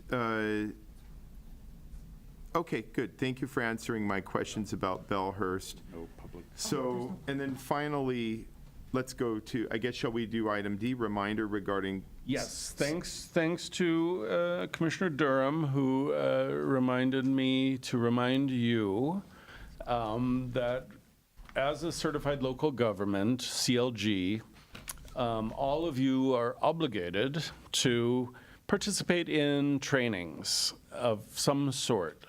The definition is loose. If you go on a TGHS tour, that counts as a training because you're learning about Glendale. But there's also a group called the California Preservation Foundation that does regular, kind of more in-depth kind of webinars generally on all kinds of subjects, including the Secretary of the Interior standards, specific case studies relating to projects. They're pretty wide-ranging. I have traditionally not policed this. I kind of leave it up to you to find your trainings and ask that you let me and Ani know when you've done them. We get updates from CPF all the time about things, and we don't forward them to you. But what I'm thinking, we're going to send you all the link to CPF and encourage you to possibly just see if you want to become members. I'm not pushing that, but it's nice. But you can also just sign up to be on their listserv and get these notices. And as you see one that interests you, if you just do one a year, that's great. Over the years, we've had some years where we do a CLG report, which I think, did you guys, all of you see one a few months ago? I think Lisa, maybe not. We do a CLG report every year where we just tell them what we've done over the course of the year, how many properties we've designated, how many mills out contracts, what some of our goals are. what the composition of the commission is, and we include your trainings and our trainings. And there have been a few years where we have 0. And we don't get punished. We don't have our CLG status removed. A few times we've gotten a note like, hey, come on, try to be better. But it's good to do this, and I think we should, and they're interesting. So we'll send a note to you all to just try to either join or sign up for the list. And then the main thing is to remember to let us know, because we keep a running list every year of what you guys are up to, so. I don't know if this would fall within that, just shut me up if I'm in conflict with what I'm about to say, Jay, but my understanding is that the owners of Onondarka are gonna have a open day on September 20th. So maybe, I don't know if that counts as training, but they're gonna be doing a house tour. I don't even know if I'm gonna be there, even though I wrote the nomination, but they wanted me to come, and that'll be September 20th. Everyone's already been there, I think. So It won't count. That's borderline, but I'm not judging. We could put it on the list. Right. Sacramento doesn't know, so. They do now. Oh, Yeah, shit, it's everyone's on YouTube listening. now. Commissioner Head. Jay, I have a question, and this is hypothetical. As far as the Brown Act and participating in trainings, is that something that we need to be conscientious of? Generally, I believe, like, we have had the city attorney come in and do either a Brown Act training or a conflict of interest training for boards and commissions. I think there's a provision where you are allowed to be together for that kind of training, because you're not considering, that training doesn't relate to anything that's before you as an item that you'll be making decisions about. So I'll double check on that, but I'm pretty 99.99 sure that it's okay. So, yeah, not that it's likely that 3 of you are going to be in the same thing. Plus, most of these are webinars these days, so I think we're safe. So, but for example, this coming March, there's a group called Docomomo, which is a great group. It's called the Documentation and Conservation of the Modern Movement. They're having a conference at USC for over 3 days in March with a series of great tours, like an amazing series of tours. I'll be conducting one of them, so you can join my tour. But it's also workshops and, conference type sessions. So if you sign up for that, you get hours of training. And CPF also has, is CPF in LA this year? Do you guys know? It's in Riverside. Riverside, that's right. So California Preservation Foundation has a conference every year. Lots of commissioners from other cities go to this, and it's a good networking opportunity. It can be kind of fun. Fun after hours as well as during hours. So that would be a good opportunity for you also to get out of your zone and do something interesting like that. Get really into this preservation world, see how dorky we all are. So, Commissioner. Do we get cocktails of historic significance? yes, indeed, Okay. yes. Just checking. Yeah, if you go to Riverside, you've got to have your cocktails at the Mission Inn. If you've never been there. Or the Sire, which is one of Riverside's dive bars. It's wonderful. So I went to high school there. What's the folk art? Tio's Tacos. Tio's Tacos, yeah. So there's a folk art environment in Riverside called Tio's Tacos, which is fantastic. But as somebody who lived in Riverside for 5 years and went to high school there and everything, you go to Tio's Tacos for the juice, and then you go next door to Taco Station for the tacos. And Taco Station is like a gas station themed taco place. I don't know what else it could, gas station, but they're both very good. So this is off subject, but if anybody ever needs Riverside recommendations, I'm here to help. As someone, my whole family still lives there. Okay. All right, cool. So it looks like you're back. And so I'm going to reopen. Game show.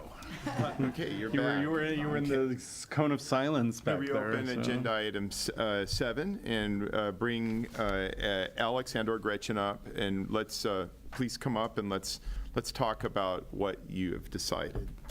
Okay, well, just a general point. So having talked with Jenny, if you guys feel extremely strongly that the windows and doors are absolutely a part of the condition, then we do want to move forward tonight. So we don't want to postpone. But I think there are a couple very important counterpoints that I would love the opportunity to voice, because, I think you should take them into consideration if that would be appropriate. Okay, so 3 quick points. I'll do my best to summarize them quickly. The first is there are 2 windows and 2 doors that are in question. I actually brought some photos from the public walkway. The 2 windows themselves are not really visible, and I would love to pass these around so that you can actually look at them. Here. You can see, especially from the front, from the public walkway, the 2 windows cannot really be seen. They're blocked by the plants, etc. The second point is the 2 doors. One door is kind of behind the loggia. Is that what you call it? Loggia. Loggia, pardon. Okay, the loggia. You see it you'd have to look through the ferns, and then you'd have to look through the teardrop pattern, and it really is not visible from the public walkway. There is that one door that is visible, but as the ficus grow out, you really would have to be inside the courtyard in the private residence in order to actually have your architectural view of those particular doors. You can see them if you're peeking through the bushes, but they're not a prominently featured. If you're walking down the street, you'd look at them and say they're so ugly. That's my first point. Second point is, yes, they are beveled glass, but they're also leaded glass, and far be it from me to make an architectural argument because all of you guys are really the experts. But I did a little bit of digging this week and actually found a couple good examples of leaded windows being a part of the Spanish colonial style. Happy to send these to you in a follow-up. The first is in the Miracle Mile HPOZ through the LA Planning Commission. It specifically mentions leaded windows. It doesn't specify what type, but it says leaded windows under the architectural style, and an additional one for the Hancock Park HPOZ. So those are official policy.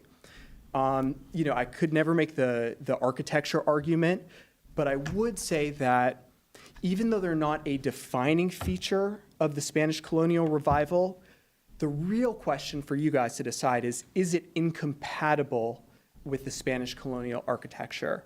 And I was able to find a couple really good examples, 2 official policies, the Miracle Mile HPOZ, the Hancock Park one, and I also found some historically designated houses that specifically mention leaded windows, and one, in fact, that was owned by the former president of Mexico, that specifically mentions beveled windows and doors. That was the only example of that I could find. I know it's not a defining characteristic, but the real question in front of you is it incompatible? So that's my second point. Then the third point is, this is all a part of George Mason's vision, and he talked about having the fairyland, the wonderland. And when you read the article that was published in the 1920s, he talked about all the fruits and the berries and the treehouse that he grew and the giant stump that was there for kids. And genuinely, I think that if George Mason was alive today and he saw the light and the prisming effect and the multicolors of the light coming through, he would actually approve of those specific choices. I think it's compatible with his vision. So yes, from an aesthetic point of view, one could say my opinion of the aesthetic is that they're ugly, they're 70s, they're gross. It's so valid, especially because you're much more knowledgeable than me, honestly. But I really do think it would be compatible with his vision. You look through the photos, they're barely visible from the public walkways, which is pretty important unless you're inside the property, which is an important thing to consider. And it seems like, I would love to have you guys evaluate because you're the experts, about the architectural style, but I have 2 official planning documents from the planning city, Miracle Mile and Hancock Park, and I think those are valid to take into consideration. They're not defining characteristics, but are they inappropriate? I feel like those are some important details, but ultimately, I leave it up to you to make your decisions. Thank you. Commissioner Head? Yeah. Can you stay open for a second? Yeah. Okay, so you mentioned, and you made very good points. So 2 doors, 2 windows and 2 doors. So we're, it's kind of hard to share this. So we're talking about this door, and, well, there's this one, right? And so where's, and there are 2 here, actually, right? Are those the 2 doors that we're talking about? Oh, may I approach to answer Yes, the yeah. question? Okay. You need to speak into the microphone, though. It would be here and here, Okay, so these are the 2 doors that we're talking about, off the living room. right? Correct. And then the 2 windows? And the 2 windows would be on the other side of the living room, not there. It would be in a different photo. Oh, okay, As you Okay. walk up to the front door, they're on Okay. the side, okay. but they're larger. Thanks for the clarification. Absolutely. Yeah, your points are good for me. Okay, thank you. Jay, I have a question for you, Jay. Yes. Hey, so, is it, Nice family I'm just photo. blanking on this. Is it common for us to do Mills Act sort of conditions on elements of the house that are not readily viewable from the public right away? Is that something we commonly do? Yes. We do. Yeah, Mills Acts apply to every exterior portion of the property. Okay. And commonly, they're done on non-visible areas. And just the point you made about the ficus tree is interesting. I just want a brief side education note. In general, in our zoning code, plant materials are seen as invisible when we're judging the visibility of things. So, for example, in a historic district where we do only care about what you see from the street, if there's a big tree or a big bush hiding the side of the house or some feature at the front, it doesn't exist, because who knows how long it'll be there. So. Yeah.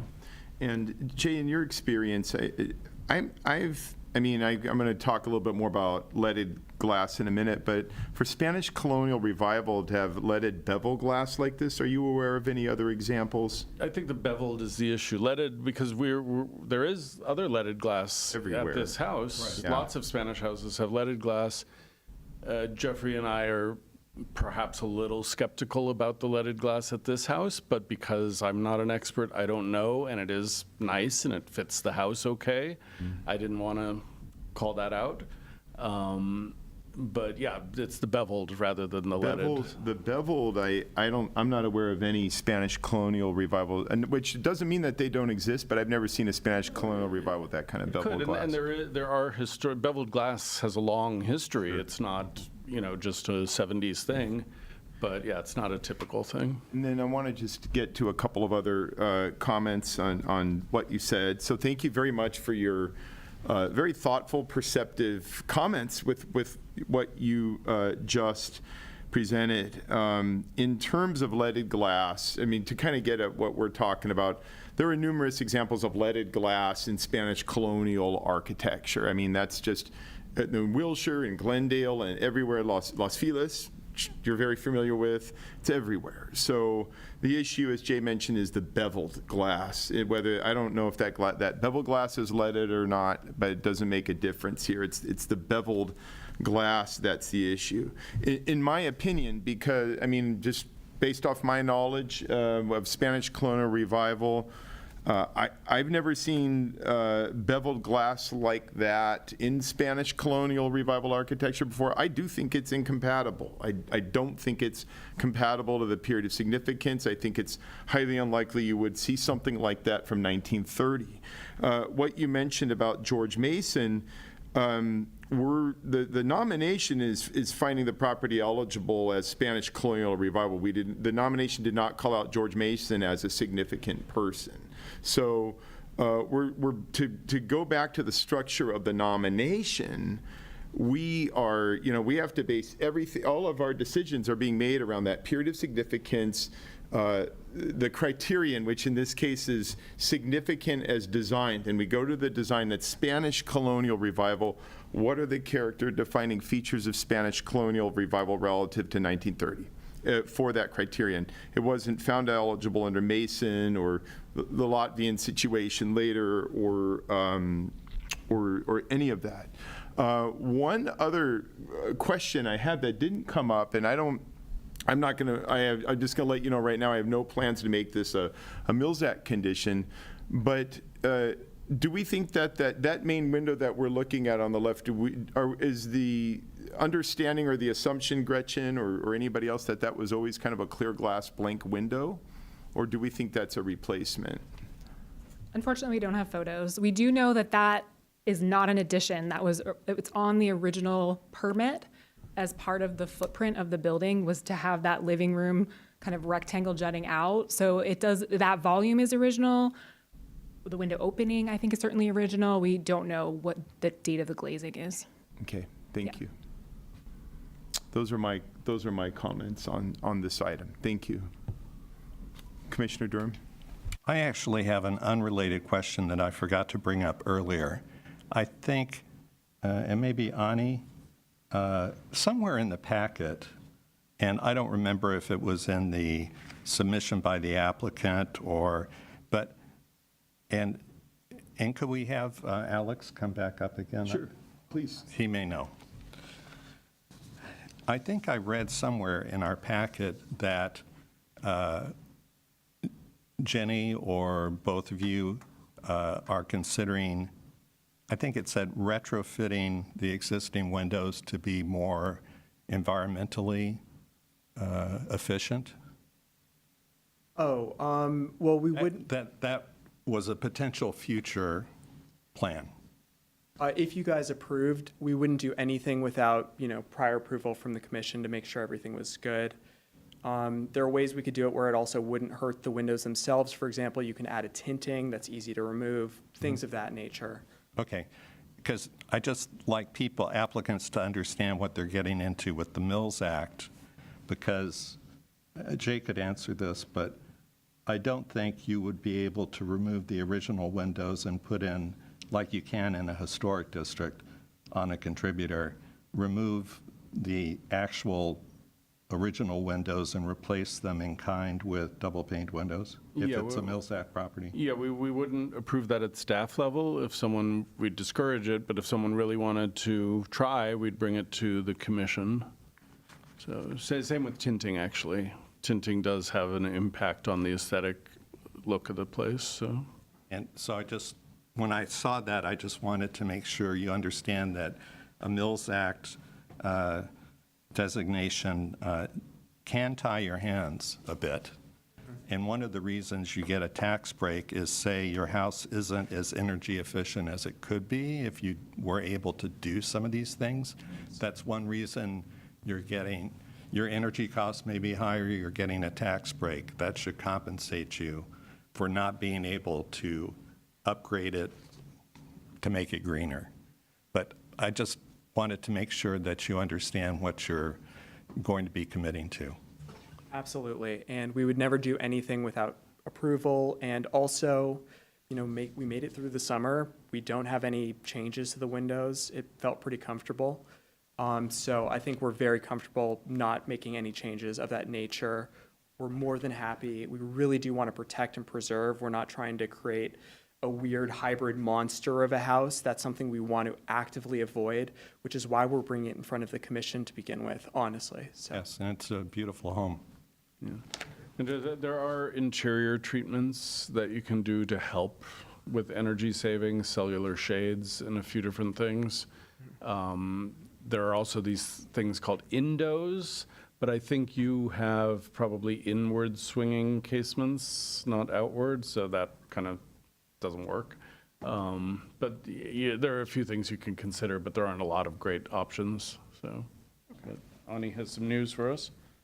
We do have Jenny McKenna, who's Alex's wife on the phone, so if we want to take the call, I think as the applicant, she has some questions. Absolutely. 5 minutes. Okay. Hi, Jenny. Hi, This is Ani. You're on the air with the Historic Preservation Commission. I just wanted to answer the question about the retrofitting and the windows. So actually, I believe in our application, we mentioned doing retrofitting firstly for seismic retrofitting and finishing that. And so I think with the energy efficient windows, we actually took a course with the California Historic Preservation Commission that was mentioned earlier as a course that you guys could take. Jay mentioned it. So we actually took that, and there was a lot of discussion about this. And from my recollection, it's an issue that's sort of not been solved yet, how to deal with the energy efficiency of a building or the windows in this context, where it seemed like the jury was still out, at least as of this summer when we took this class or this course that was like a couple of weeks long.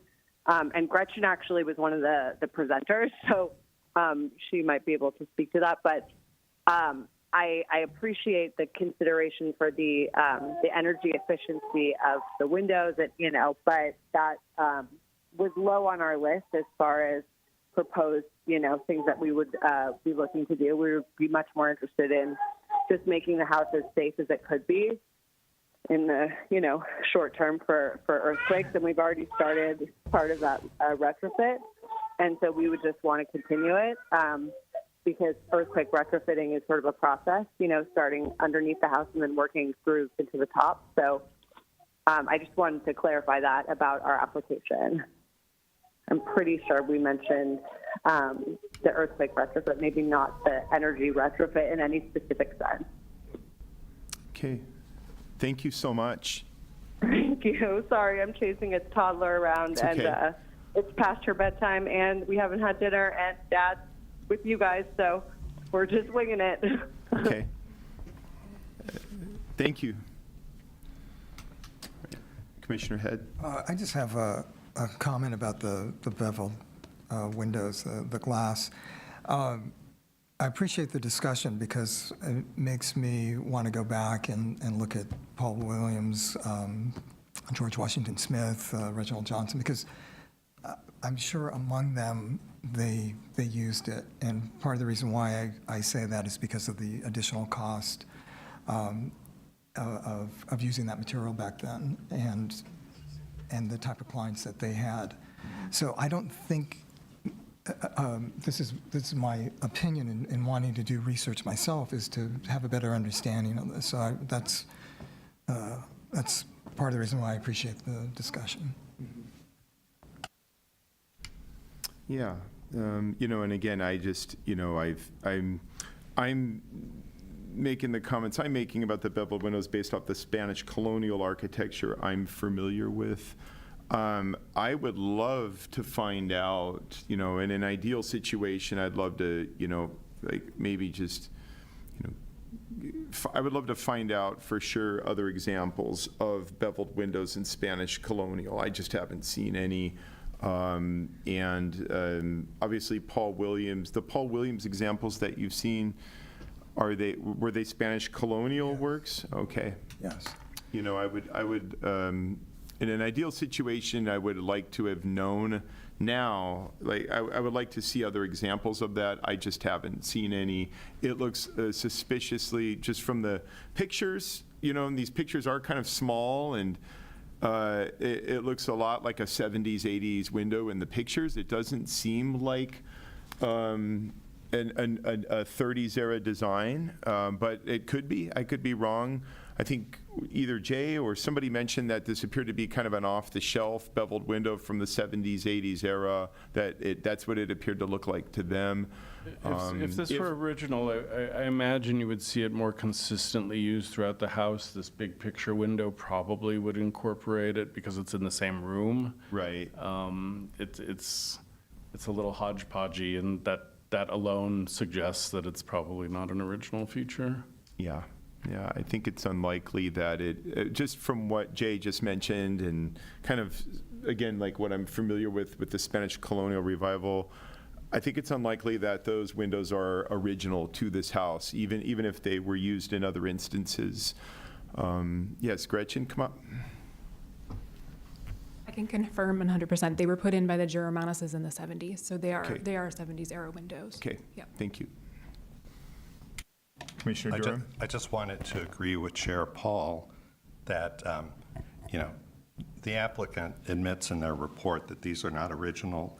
They don't contribute to the integrity of this home in terms of getting on the register and getting a Mills Act contract.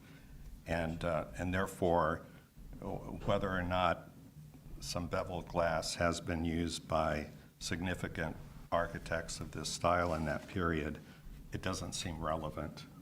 It wouldn't change my mind on this property. Okay, thank you.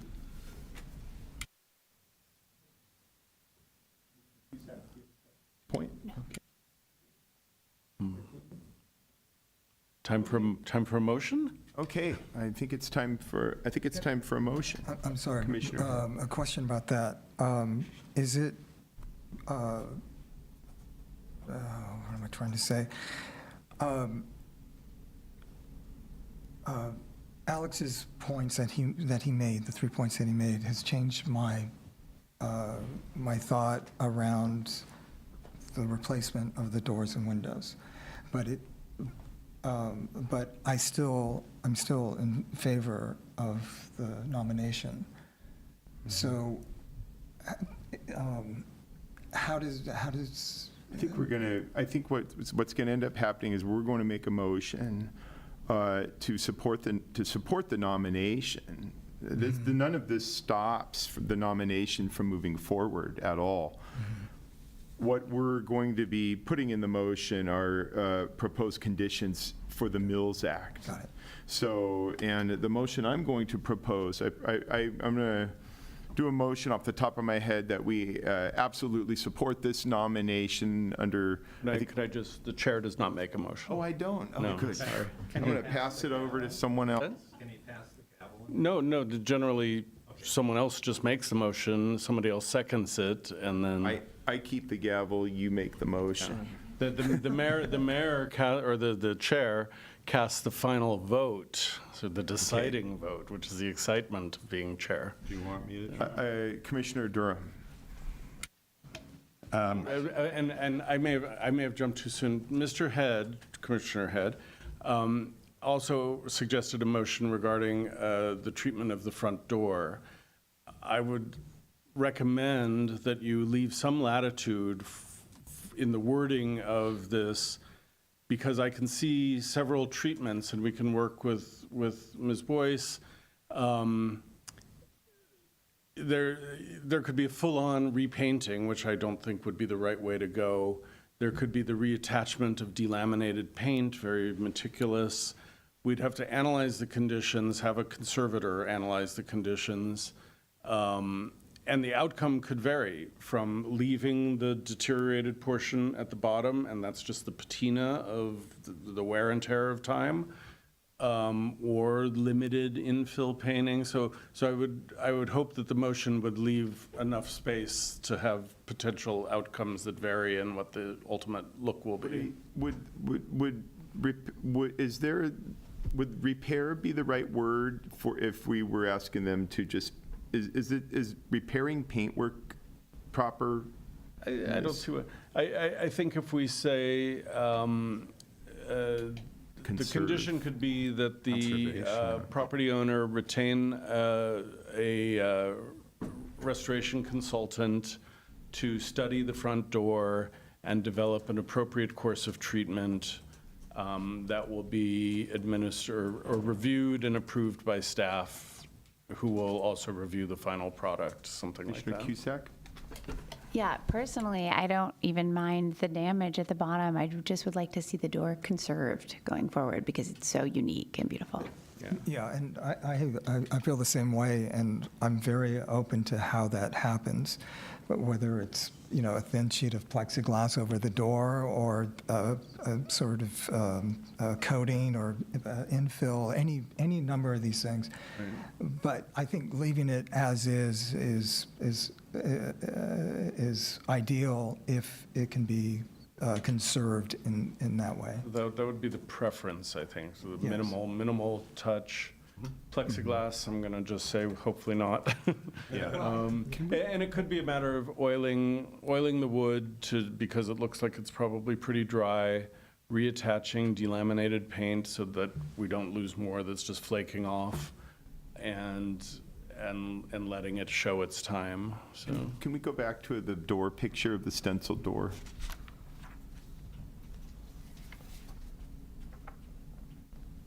Okay, yeah, there we go. Yeah, I guess what I'm concerned about, I can't tell from this picture what's causing that damage or what the nature of that is, but I would be concerned that if we did nothing at all with the door, that it would, I don't know if the nature of that damage is such that it would continue to get worse. I don't know what's going on down there, but I would encourage that we propose some sort of treatment to retain and possibly conserve what's there, lest it just continue to decay from the bottom. Yeah, I think that would be the ultimate goal. You know, that seems likely because it's at the bottom. That's where our limited rain is going to be hitting it more often. It's also when someone's walking home with a package, they're pushing the door open with their foot, and who knows. When we look at it more closely, we might be able to see, did the decoration even go down that far? It's hard to tell in this photo. And maybe part of the solution is putting a kick plate there. I don't know. So, but we can work with the consultant and then a conservator, and I think it's a worthwhile condition because it's really a special door, one of the best doors in Glendale that I've seen. So, and I'm a connoisseur of front doors. We have a few really nice ones. I love the doors too, the band and the actual doors. Okay, do I have somebody to propose a motion?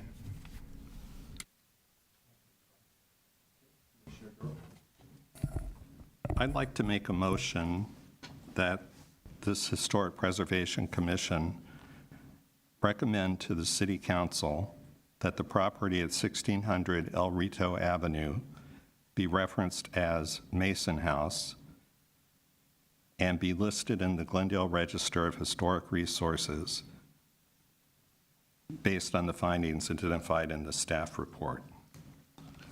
I also recommend that this commission recommend that the City Council authorize the city manager to enter into a Mills Act contract with the property owners of 1600 El Rito Avenue for property tax savings with the conditions originally noted by staff and with the condition that the 2 beveled glass windows in the living room and the 2 beveled glass doors in the living room be replaced with doors and windows more appropriate to the Spanish colonial revival style of the home.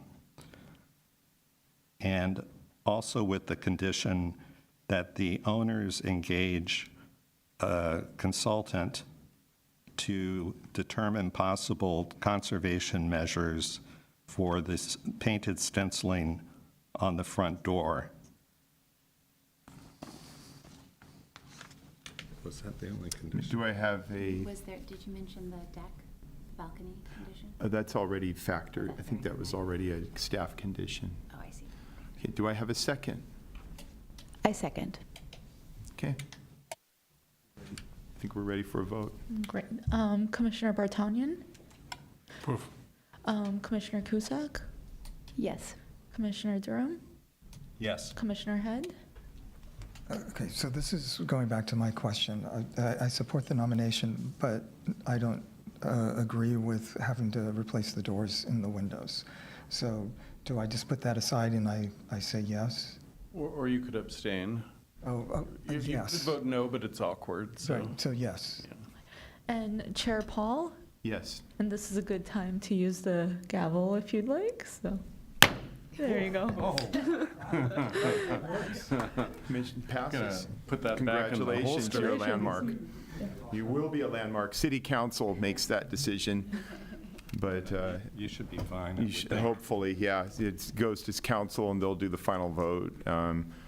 but it's a beautiful house. And I just want to say that when I met you on the site visit, I could tell that you're very passionate about the house. And you also hired one of the best consultants around in Gretchen. So you've done so much right. And I congratulate you and Pandora, your daughter, and your wife, Jenny. And I hope that Jenny and Pandora now get to have dinner. So go eat. It's over. And thank you so much. Thank you. And I know that you and Jenny and Pandora and any other children that may come along will love living in this house and be great custodians for it. So congratulations. Congratulations. Okay. And you're adjourning at? Okay, and so. Motion to adjourn. I'm going to make we're going to adjourn at 7:35 p.m. I motion to adjourn. Do I have a second? Second. Okay. Thank And you. we are now.